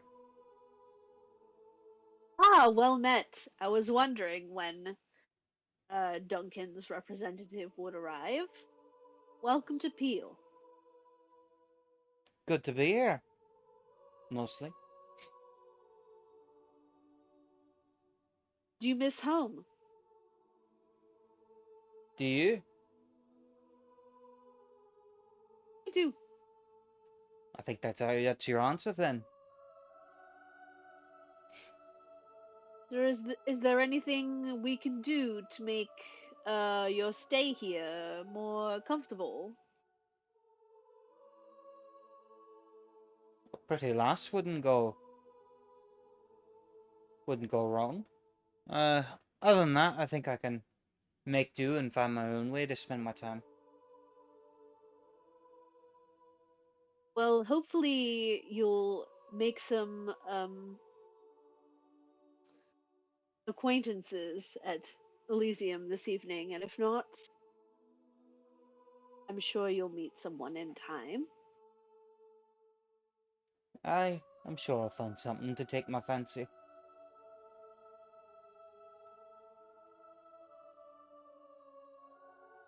Well, do let us know if there's anything we can do for you or Lord Duncan. Aye, of course. Your Grace, have you ever had your portrait painted? No, I don't believe I have. That's something that you do. Aye, quite a good artist. This is what the ladies say. But I try my best. Well, perhaps that's something we should arrange in the future. Wonderful. Making myself useful already.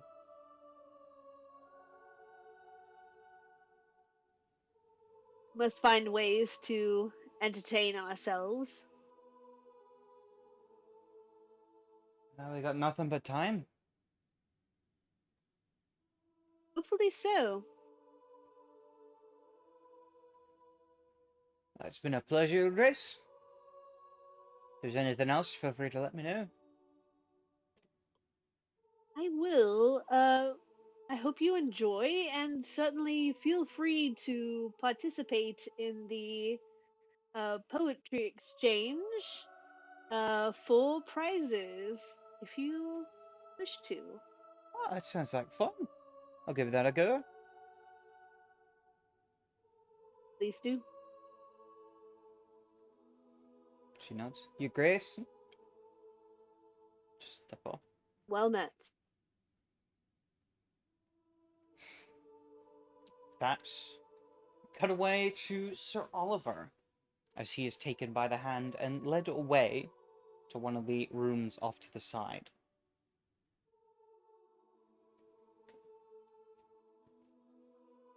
As she leads you off, Eloise would turn to you and say, "So how have you been, Sir Oliver? In truth." In truth? He raises an eyebrow.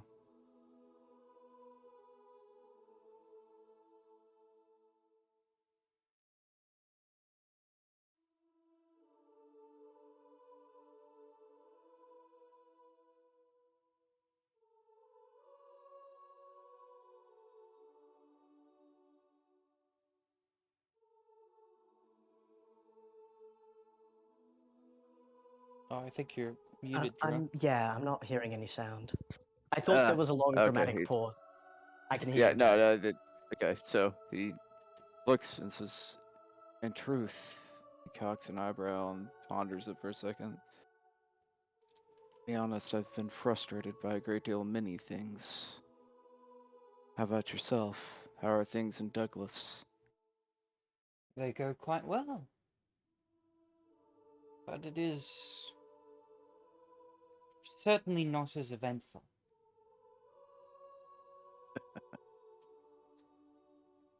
Well, when things are well maintained, tend to not be as well of, eventful, so to speak. I suppose so.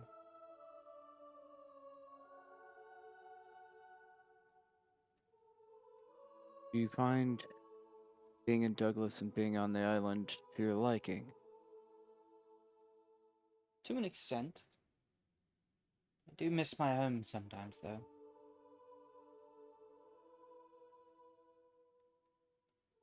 He gives a nod and a look of understanding and resignation. I really wanted Peel to be and feel like my home. But the longer I'm here, the more I realize I do not fit in with the scheme here.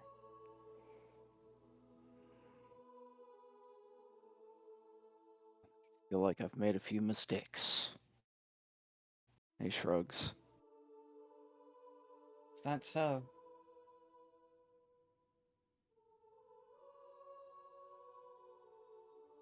Yeah. I know I think all I too well the feeling of loss.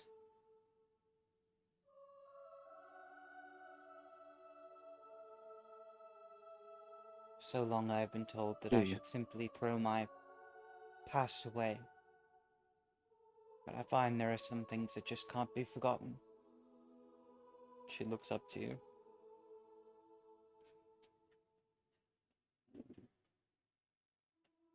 He looks down into her eyes. A questioning look, but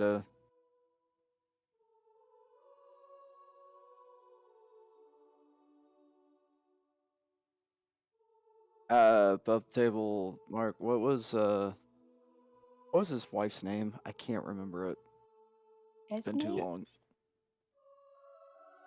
It was... I think it was Esme. I'll double check I though. swear that's a character from Twilight. Renesmee. Renesmee. Combination of Renee and Esme. For some godforsaken reason. I love resume. Resume. I My like favorite my resume Twilight too. It's character. pretty good. Yes. Yes, Esma. Esma. As he looks down her eyes, he softly says, Esma, is that you? Her hand raises up to cup your cheek. And she says, "If you could go back, change it all, would you? To fix the mistakes of the past?"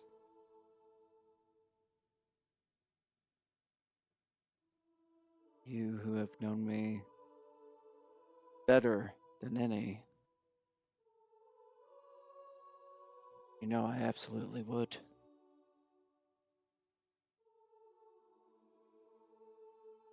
Do you I so think I swear, made some of those. Oliver?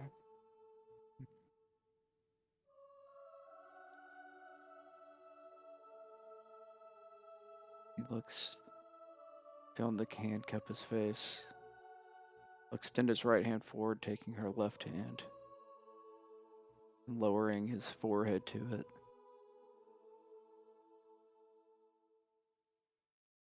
I do, my wife. As she does. There's nothing I wouldn't. Okay. Go ahead. No, you finish it. No, you're good. Go ahead. As you You go ahead. I'll do it. stop. No, you do it. You do it. Do your thing. You do it. It's No, a you beautiful go. scene. You go. We're ruining it. There's nothing I would like more than to fix the mistakes I have made. It's been the eternity that we were supposed to have.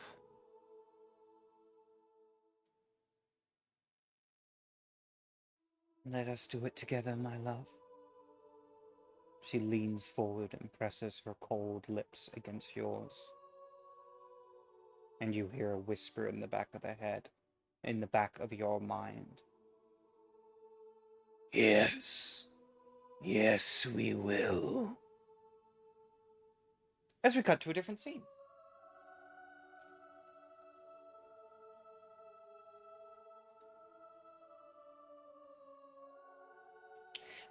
Iris. Yes. We cut away to your Iris. conversation with Father Isaac.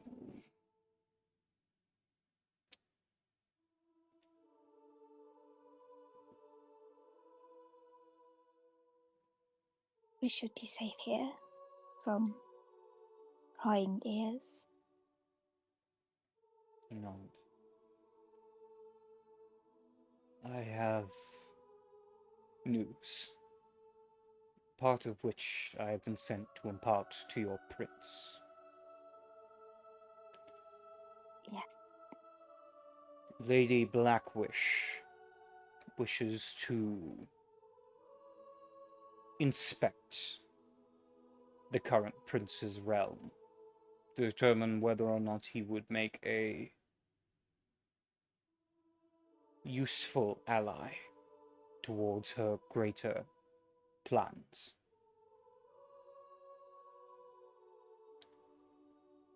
Well, I didn't get the mention of the name. Like a chill runs down Iris's spine, remembering that court. I suppose she would be well within her right to speak with him. She does not What is it plan to that- speak with him herself. She wishes to send a representative if the prince proves.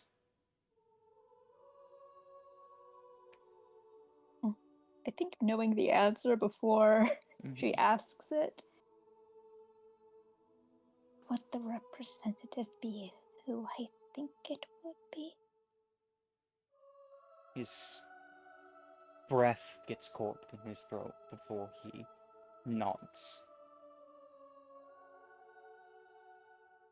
She has already been looking for reasons to send my brother away. I am not sure if this is some sort of ploy or an excuse. But either way, I thought I should let you know.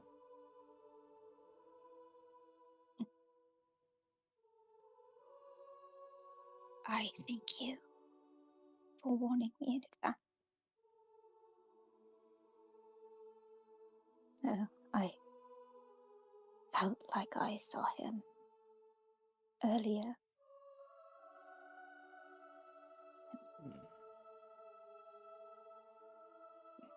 It was my eyes playing tricks on me. Have you been keeping up with the lessons that he taught you?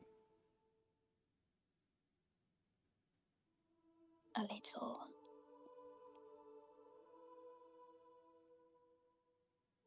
Maybe not as much as I should,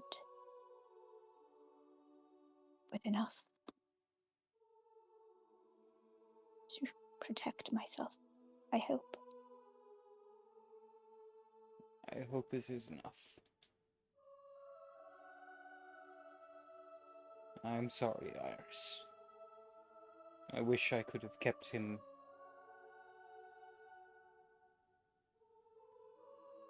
away longer. You have nothing to apologize for, Father Isaac. You were always good. It is, I feel, equally your influence and Father Collins's that have helped me find and forge this path that has kept me alive all these years. Well, I You appreciate your kind prepared. words. They're But not I kind. find I can do nothing but apologize for my brother's actions. 'Tis my cross to bear. You are your brother's keeper.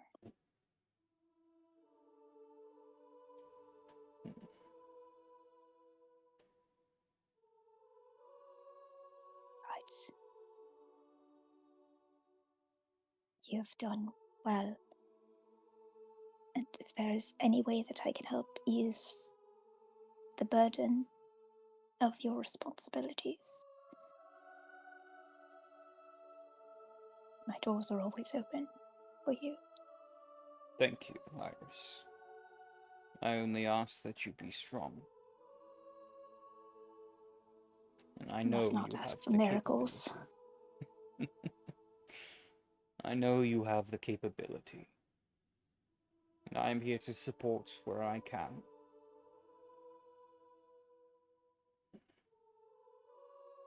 You're too kind. I try. It's all we can do. I nod solemnly. With that, I think they will return to the main room. Alright. We will cut to Maud listening in on the conversation between Edmund and Oswald.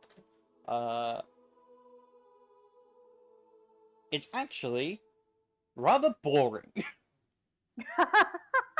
It's Edmund basically asking a few questions in which Oswald ignores him. Or Beautiful. straight up, like, when he asks a question, he'd be like, so how does a fucker like you end up around fuckers like these? At which point Oswald goes, yes, the weather has been quite nice recently. Smiling calmly. At which point you just see Edmund getting more and more pissed off by the question that is ignored, as you can see the flash of the beast in his eyes. He is teetering on a knife's edge. I think as she sees that, I think she might try to distract Eamon so that she try and pull him into a conversation with her. Alright. I think in that case, we are looking for a... Social roll. Social Yeah, roll. either Oh god! charisma, Oh god! expression, or manipulation and expression. Okay. Yeah, manipulation expression probably. Actually, let me check if I even have anything in expression. I don't. Can I? Well, you could still make the roll. Yeah. Okay, cool. Manipulation expression it is. This will be difficulty 7, because he is on the Yep. verge of frenzy. Yep.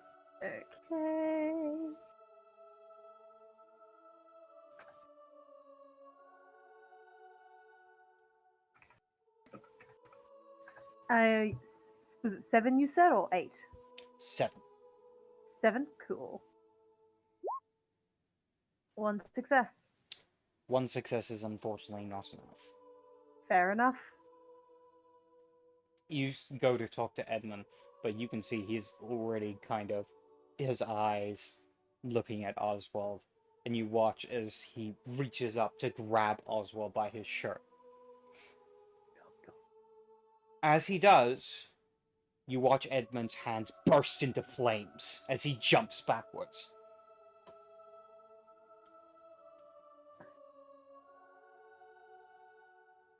Edmund kind of fall to the ground, look up and go, "Fuck!" Oswald just stands there, calmly. Looks like his clothes have not even been ruffled. Everyone's attention turns to him in this moment. Edmund just looks at him, and you can see the fury in his eyes, and he just says, "Fuck this." Turns around and walks out of the Elysium. Oh god. Well, he left the Elysium. Capture him. If With you that- want to go beat him up. We hear him howling in the distance. Ragnar, We go. Go, Ragnar. Get him, Ragnar! We cut over to Randolph as he listens to the conversation between Judas and Sister Morana, in which Sister Morana is using all the grace and what's the word? Etiquette she has on her disposal towards this elder, which Judas appreciates. It is very mundane things of Sister Morana going, "I hope your nights have been quite well," Judas saying, "They have been, despite the attempts of some. But it has been an interesting experience." She goes, "I hope your own personal researches have been going quite well." Judas nods. "There is so much to learn from this strange isle. I hope to find out more, but it seems it will not be done from this position." Sister Morana quirks an eye and says, "What do you mean by that?" Upon which Judas just mysteriously wanders off. Done with the conversation, and Sister Morana just kind of lowers her head. I think from seemingly nowhere, Randolph, his hands by his side, fingers twitching almost instinctively, undetected until this point, waiting until Judas walks off, goes, "Well, that's ominous." You don't get to talk in that way. You're not exactly been helping the situation now, have you? I admit I've been one of the very few who've been treating the elder with the respect and caution that he deserves to his face. I'm glad to see there's another. That's because I'm not stupid enough to think otherwise. Hmm. If we have a seneschal that cannot even hold his tongue, how are we supposed to survive? I assume he's playing some kind of long game, one that I am unaware of, but I'll be asking him about it. Whatever. Hopefully he will be gone by the next night. Or we will have a greater problem on our hands.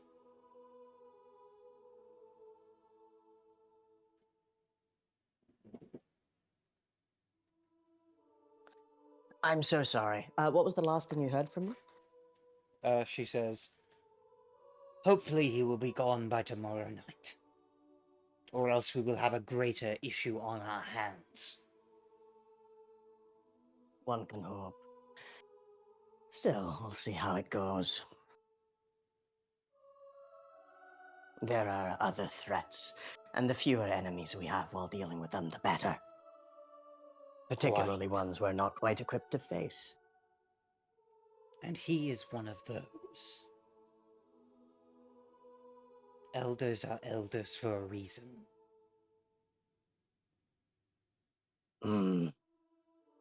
Yes.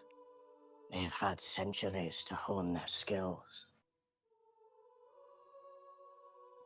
And if they He survive does long not. enough, Yes, especially one as indeed. oddity such as him.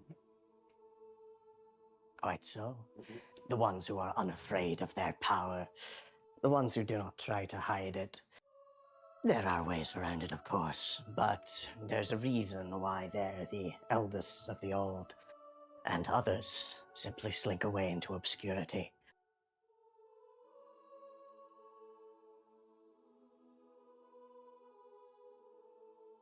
Well then, I hope you realize, despite my varying philosophies, I know how Canites work. You don't need to think that I don't. I don't doubt it. But they're different to the rest of us. The High Clans. They think themselves inherently superior.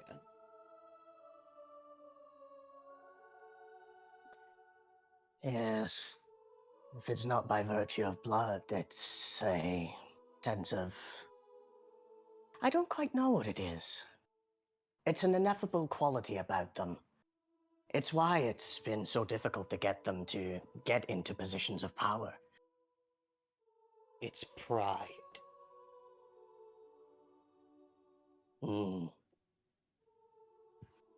And if Yeah. there's one thing that I've listened to in the lessons that I've had, religiously speaking, it's that it cometh before a fall. Oh, there is nothing more prideful than one who holds faith in their heart. Know it from someone who has lived a very long time among those who claim themselves to be faithful. It comes with knowing what's best, at least in their minds. Though I'm not immune to that myself.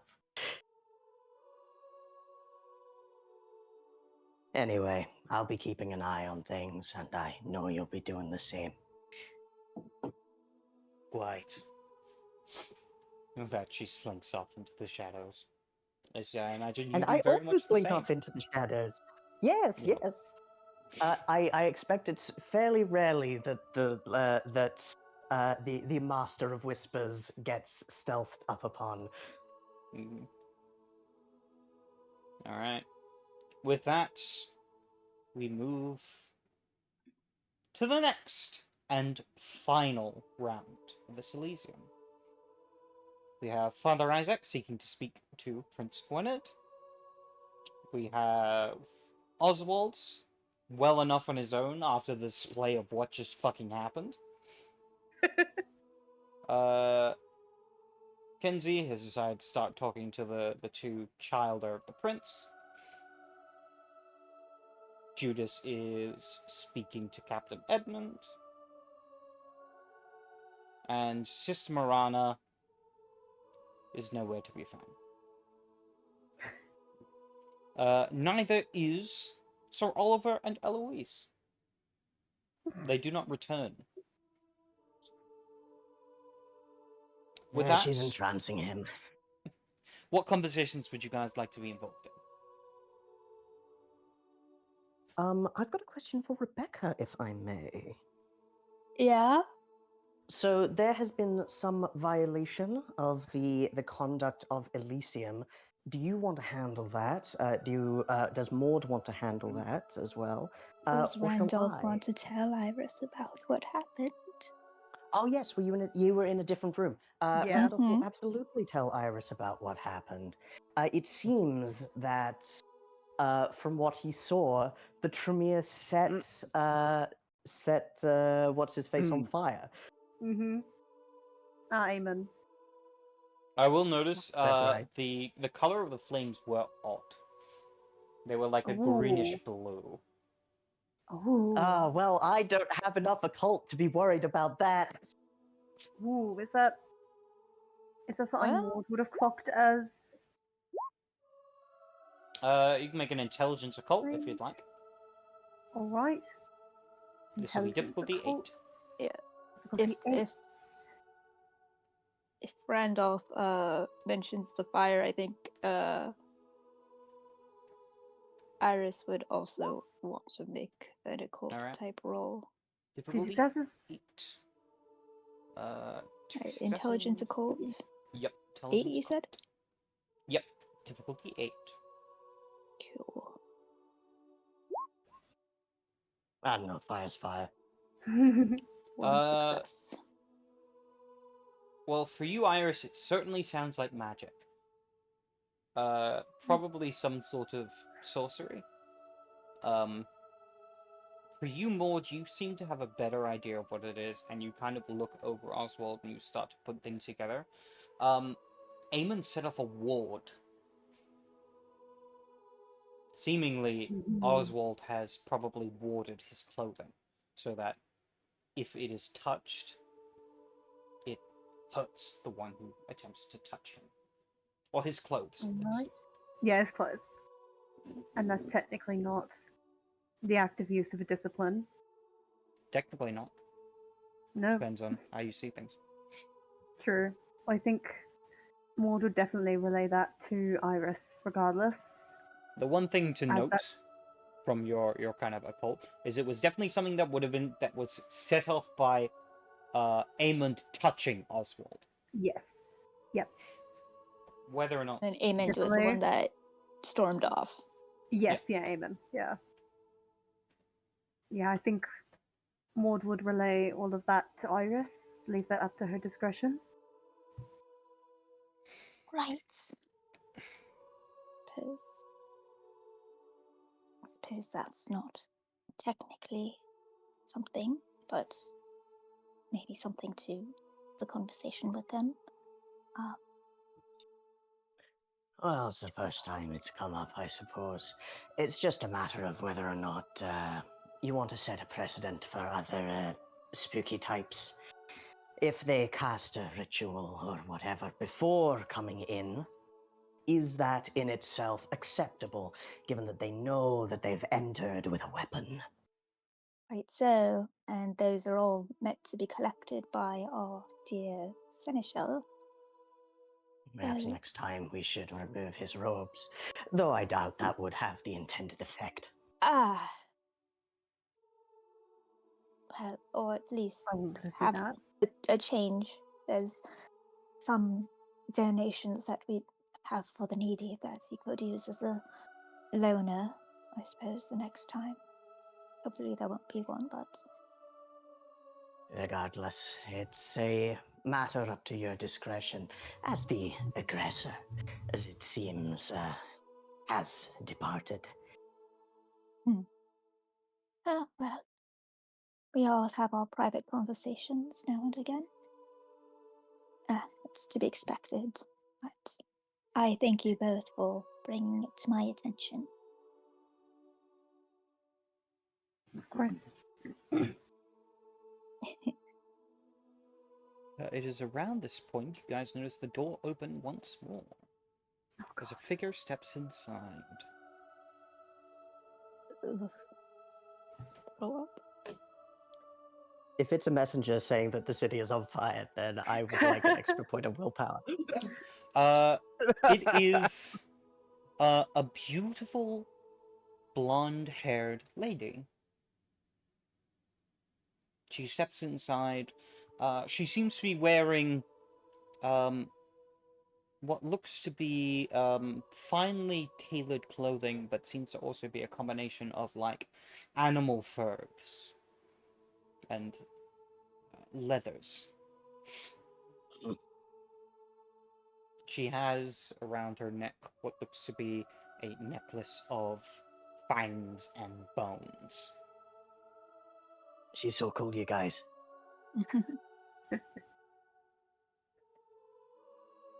She steps forward before looking around.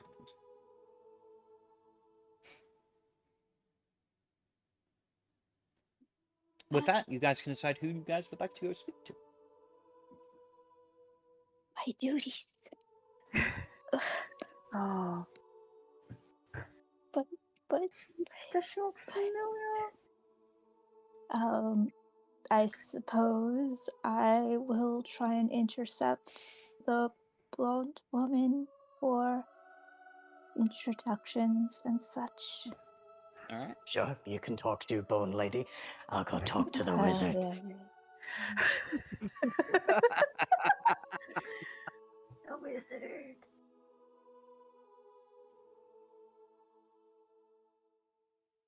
Maud, who are you speaking to?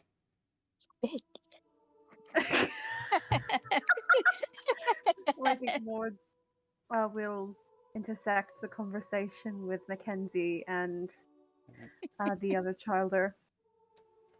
All right. And Sir Oliver, you are nowhere to be found. You're muted, by the way. I'm assuming I'm having a very or Oliver's having a very private conversation with Esme. It's fine. Oh, maybe Esme. How private would you Maybe. Or like it maybe to not. be? Maybe it's the other voice. With that, we will start off with the prince once more as you are approached by Father Isaac, who bows his head. Your Majesty. Father, you are welcome. Thank you. I come with me a message from an important representative of my clan. Clan Le Sombre. See. Very well. She goes by the name Lady Blackwish. And she is our clan's highest elder within these isles. She wishes to offer the beginning of a possible alliance between the city of Peel and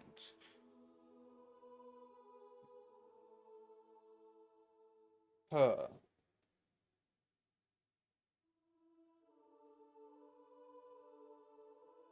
Actually, it's a herself.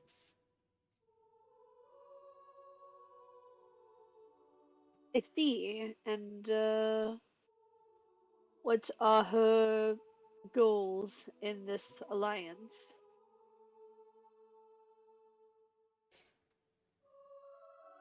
To see if you are worthy. Of her association? To reside as prince of this city. Actually, no, he'd say to reside as a prince within the Isles. So is it an alliance she wishes or a test?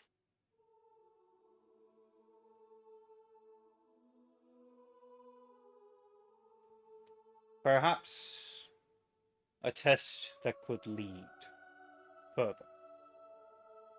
But it is not so direct. She bears no requests, but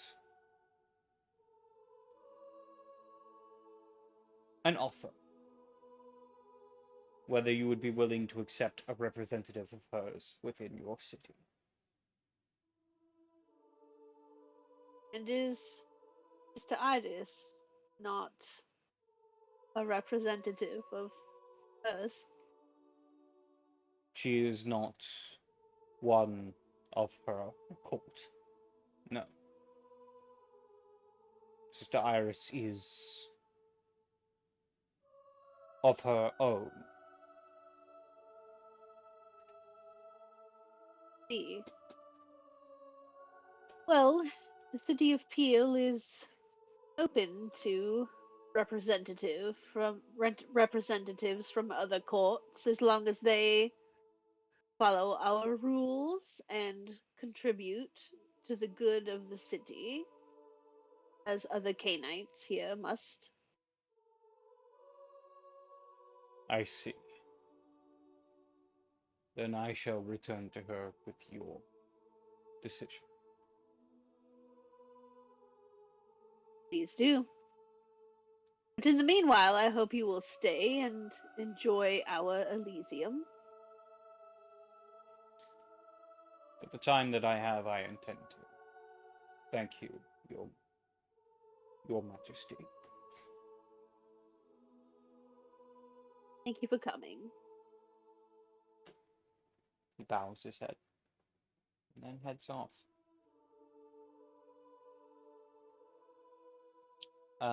Randolph, you approach the wizard. He looks at you. Hey, Clucky and always I. won't. Can I The help you? thing you. Can I help Yes, in a manner of speaking. The thing you did, what was it? Ward? you? I did not do anything. Of course you didn't. Now, this is the sort of thing that's going to set a precedent going forward, so I'll ask you this, piecing it together. If I were to extend claws of bone before entering, and then upon entering, would that be breaching the rules of Elysium to avoid using a discipline? You pose an interesting question. But that is not my decision to make. It isn't, but it is the decision of the Council. I want to know your reasoning on why entering with something that could set a man's hands afire, you entered without informing the Council of thus. The Keeper is exactly the sort of person who should be informed about such defensive measures, and it's up to security to ensure that aggressors such as Eamon are brought to heel. Fortunately, your trick did exactly what was necessary, and now he's gone. But it is not exactly what one would call orthodox. Where I come from, it is quite orthodox. You're here now, at the pleasure of the prince, and That is true. here in the Elysium, at the pleasure of its keeper. But We I will want to know figure what out exactly did precisely. I do wrong. Because I assume you are here to chastise me. If I were to touch that robe you've got, would I be set afire?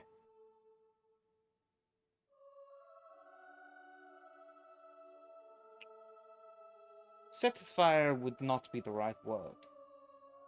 Harmed, perhaps. But it is a protective measure. It is like armor of any other kind.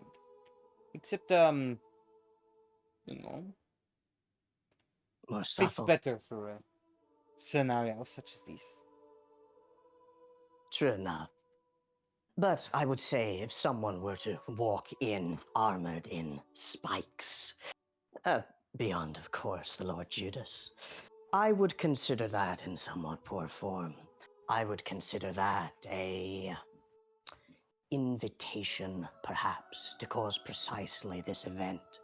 And if someone were to bump into you, or if you heaven forfend, were to lose your cool, this is a tool that can be used to cause harm, and one that we were unaware of. We are aware of it now, but your lack of informing us has been noted. That What is all of I wish to discuss. Lord Judas? Hmm? Well, his current form. It is gained through the use of discipline, is it not? Perhaps that's so. However, there are no remaining effects. This is a good question, too. I love hypotheticals. With that, This he is why leans in and scholarly says, swords would do it. "Are you so sure there are no lingering effects?"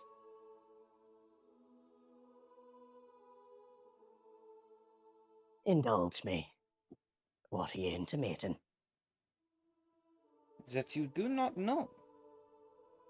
And you will not know until something happens. And if that is the case, do you intend to chastise Lord Judas? I think at this there's a gleam in his eye, and he smiles with a mouth that is a little bit too wide, teeth a little bit too sharp. And he says, "What do you think?" I do not know. As you said, Then we will not know I'll until say it this. happens. And what has happened is a art of yours has been used that has caused harm, albeit in self-defense. It has been noted. But it is not a Unless crime there's for me to anything use such arts. not outside of the Elysium, but you brought it in. Now, if you would like to discuss it further, we can do so in a more formal environment, but I don't think either of us really want that. I suppose so. Well, if it isn't really an issue at the moment, then you are free to take it if you desire. But I think I will just reside with not doing so within the Elysium again. But I will make notes that Lord Judas does not have to follow such rules. I just think that's Lord interesting. Judas isn't setting people on fire. Like you Yeah. said, we'll encounter it when it happens. Not doing it for future Elysiums is precisely what I would be pleased with. I think we've reached a pleasing arrangement. As far as right now, unless anyone more responsible for this would like to gainsay me, you can just keep it on. I doubt anyone's going to try anything now that they've seen what your sartorial choices can result in. Aye, that is the... No, I wouldn't say aye, that's wrong. That is indeed the point of it. After all, I Until am at the next time. behest of your prince, and I will serve him Quite in so. whichever way he desires. But it does not mean I will not defend myself against those who go against the prince's decisions, That's why we're especially if here, I am in harm's way. to enforce his will. And I am here to make sure that I survive. A fine goal. And I think with that, Randolph will slink away. Alright. With that, we move to Iris, as this young lady steps forward. New one says, my apologies.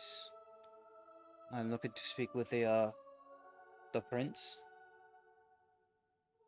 Of course. I am the keeper of the Elysium. May I take your name and clan? Ingrid, Freya daughter. No clan. I am not one of you. I see. I am a servant And to one Snorri Freyerson.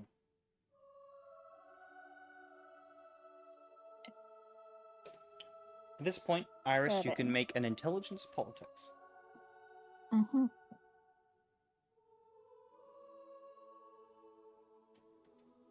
Intelligence occult, you said? Intelligence politics. Politics. Got you.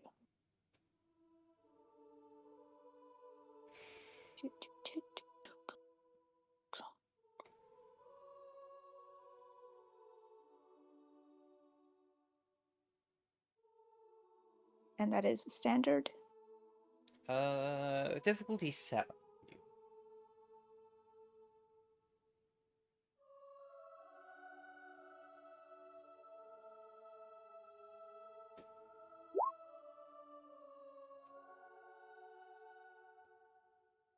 That is Alright. 3 successes. You remember this name as a name mentioned to you by Father Collins, one of his previous advisors and confidants before you arrived in the island. As far as you remember hearing, Snorri had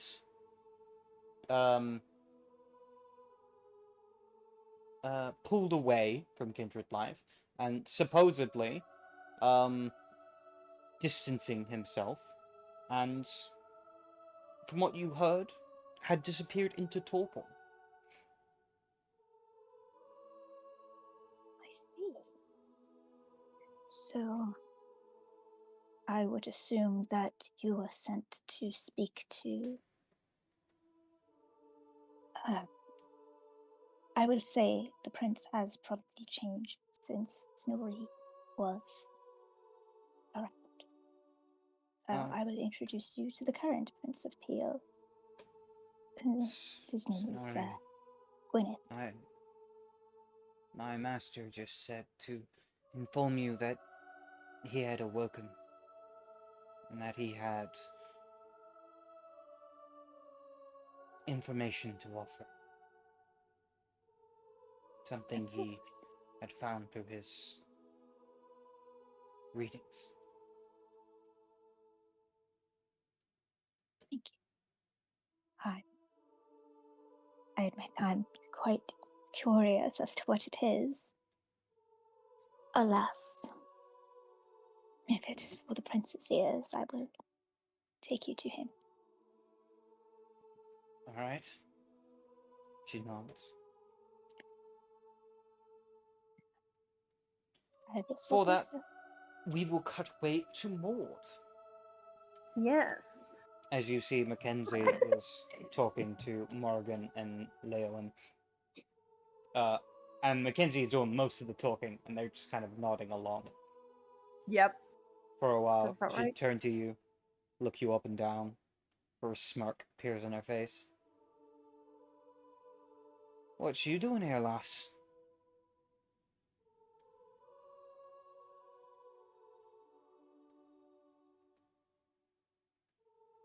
I'm hoping to listen in or join the conversation. Oh, you can join in the conversation. These two have been basically fucking statues.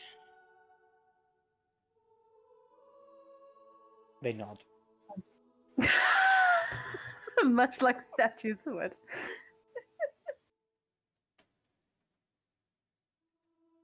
I see. Yeah. I'm not much of a talker, but I don't think I've spoken with them much at all. Fair enough. I do best of my communicating without talking.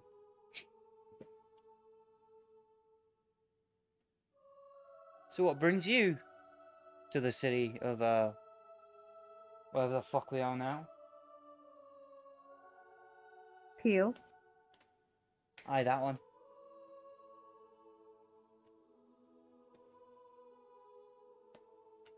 I'm a part of the council. You are? You one of them bigwigs then?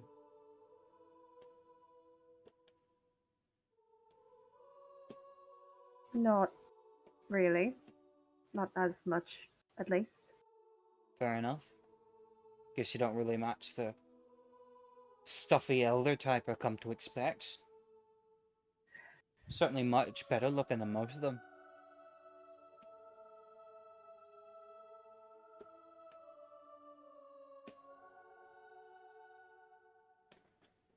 More kind of like smiles.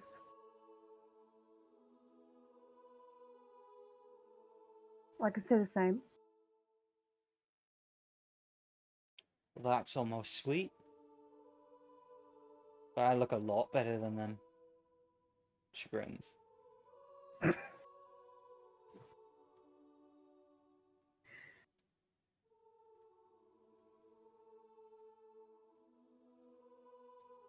Yeah. You do.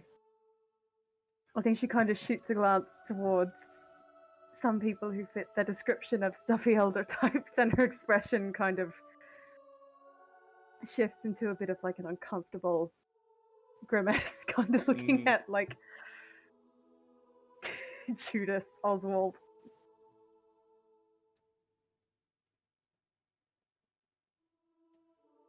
What do you do around here then?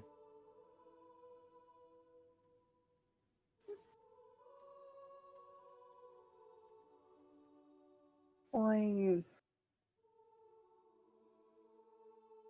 mostly just deal with any threats that might pop up. See? Does much pop up?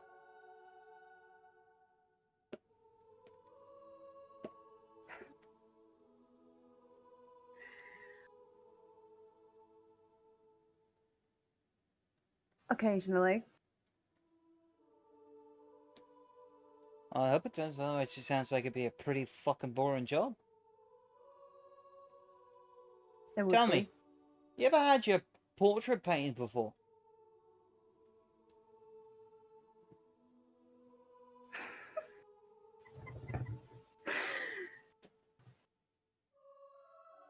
No. You should hit me Why? up sometime then. I'm quite the artist.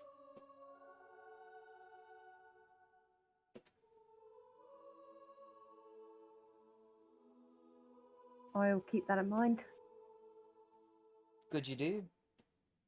Name's Mackenzie, by the way. Maud.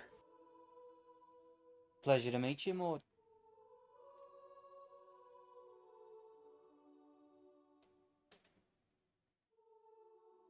You as well? It usually is.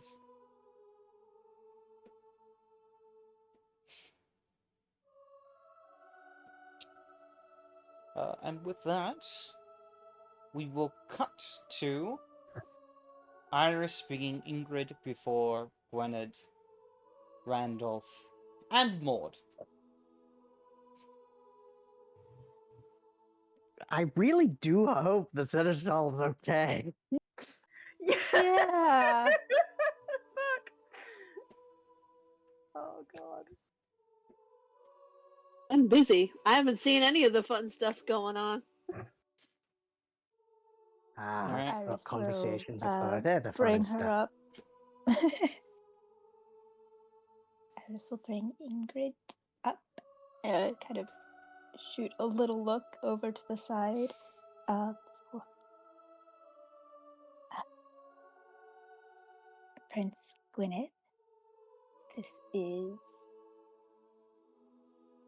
Ingrid. The name's Ingrid, your Jarlship. Welcome, Ingrid.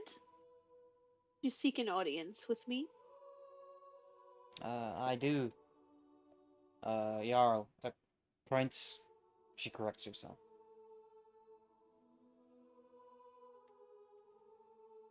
Very well.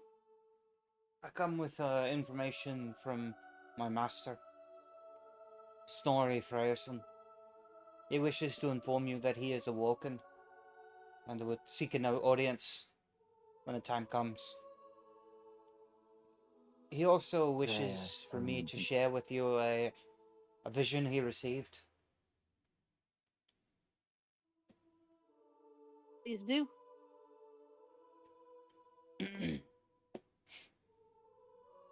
You might want to note this down, but I can repeat this as many times as you need. I'll try. Iris is ready with can't, I'm on my phone. Yeah. Mhm. I will, for my players, I will post this in the Roll20 chat so you guys can see. Thank you so much. Thank you.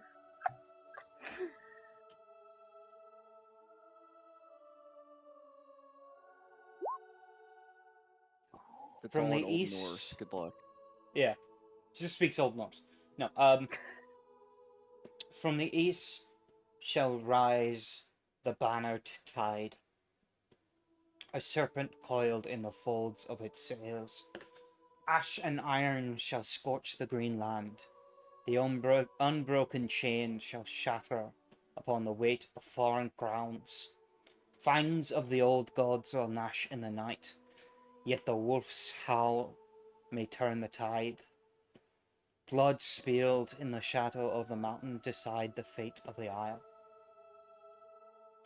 And in Norse it rhymes, presumably. I wouldn't know, I didn't translate it. What's the worst thing that could happen? The followers of Set are going to influence the baronies of Avalon to try attacking Ireland. Randolph, make an intelligence cult difficulty 8. Absolutely. Open up the thing.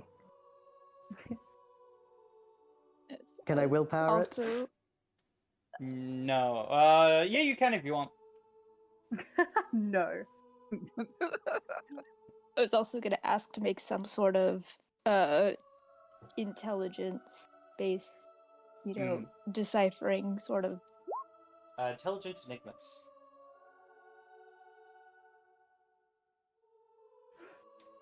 That is 2 Intelligence. successes. 2 successes. Oh.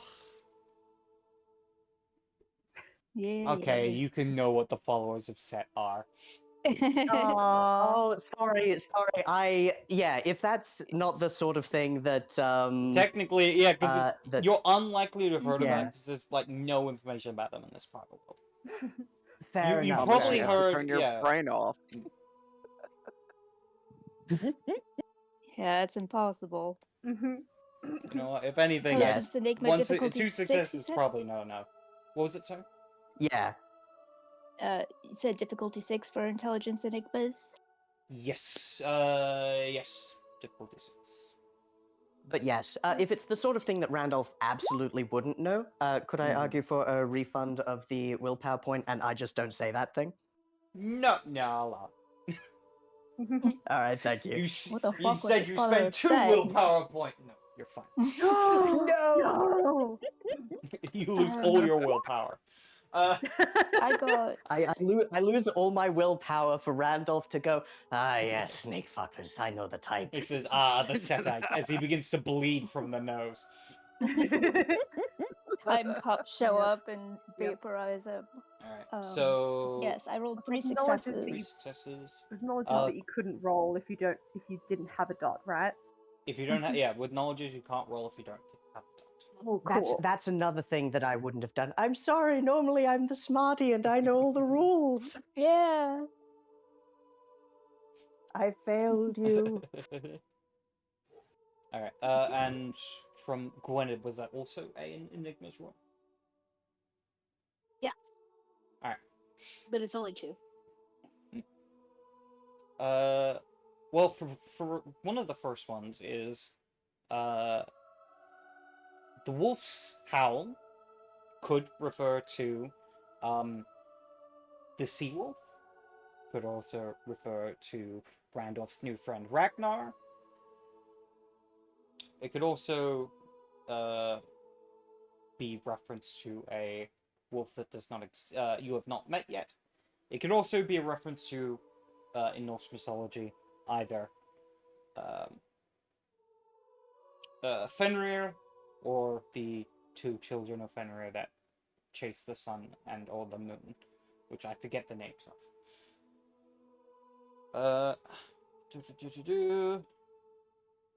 Foreign crowns gotta be in reference to some of the bigger powers that surround you.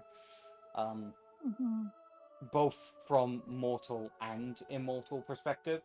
The Kingdom of the Isles is a relatively small kingdom, and perhaps may not be able to stand up to a proper invasion from one of the other major kingdoms.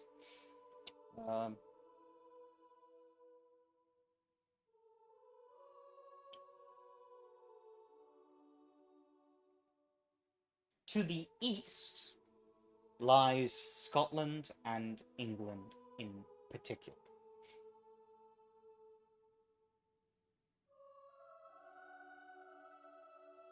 And I think that's all you would get from those Enigma rolls that feel like surefire things.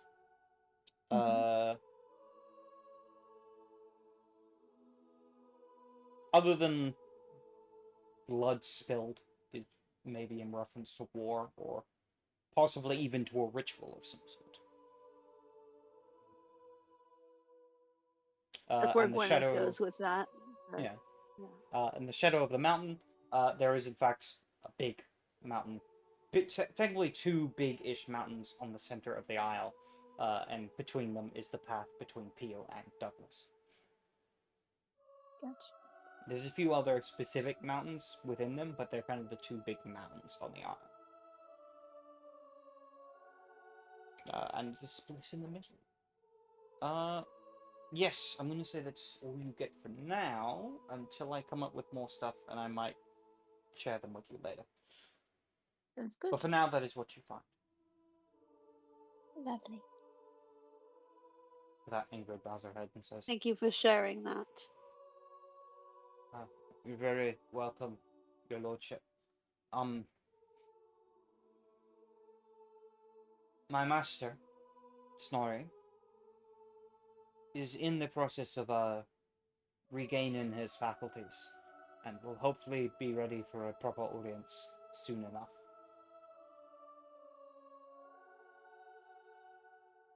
He is welcome at his earliest convenience.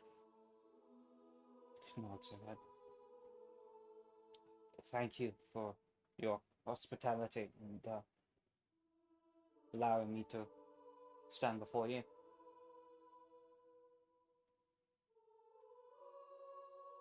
Please help yourself to drink and refreshment if you wish. Of course. Bows her head. Sure, there's something. Let me find you something. Of course. There's definitely alcohol as rewards for the game, so. Yeah. Without I she would wouldn't also dare to delve into your private reserve. reserves, your effects to sustain. But she would bow her head towards you and would say, "And Freya's blessing upon you, your lord." Thank you. With that, she wanders on. At that point, we are going to end the session here, as we are way over time. Indeed. Mhm. So We rolled to are... notice that Oliver's gone. No, you notice. Nurse is gone. Yeah. Yes, I'm sure the I Seneschal's mean, tending to I'm business. sure it's fine. Iris totally isn't worried because she went off to have her own private conversation. It happens Yes. in Elysiums. We're gonna do some quick outros going around, starting with Thomas. Hello, I've been Thomas, and I have been Randolph, the sheriff. And I'm sorry for metagaming. I thought Setites were more common than they were. They're really not. But They're very. yes, indeed. They're barely known about in modern day. Well, Indeed. except with the addition of V5. Anyway. Yes, true enough. We're not When they discussing that. got a big PR boost. But yes, it's been a joy playing, and it's been good playing Randolph, who's trying really hard to be more bestial. All He'll right. get there. Up next, Mars. say your goodbyes. Yes. Goodbye, everyone. I'm Maz, and I played Maud. Do a little Nice. Was a new friend. your new friend. New friend. Mhm. New friend. Your friend. So Blue. Ragnar says goodbye. Yay, love Ragnar. Blue, give us your goodbyes. Good night, everyone, wherever you are on the planet. I have been Blue, playing your Prince Gwyneth, bringing mare's skulls to your holidays. See you soon. Next up, Rebecca, give us your goodbyes. Hi, I'm Rebecca, and I've been playing the extremely stressed out housekeeper, Sister Iris, who, oh boy, there's so much going on, and ends up princes being sacrilegious in the church, and I'm going to explode. Alright. Yes, a fun session. Yay. Last but certainly not least, Drew, give us your goodbyes. First, can you hear me? Yes. So, hi, I've been Drew playing Sir Oliver, and I would just like to point out that, yes, Sir Oliver, the Seneschal, was the first person to go, hey, Zemise, you're using a discipline to do that in the Elysium. And everybody's like, oh, you can't talk to him like that. Yeah, it was me. So, thank you. Have a wonderful evening. It's been great playing with everybody. Look. With that, I have been your storyteller, the Mark, aka the CatsMeow. I hope you've enjoyed episode 14, and we hope to see you join us next week. Until then, I wish you all good night. Be careful at your local church gatherings. You never know how many of the people there are vampires. Anyway, goodbye. And please pray for Oliver. Farewell. Goodbye. Bye. Yes, pray for all.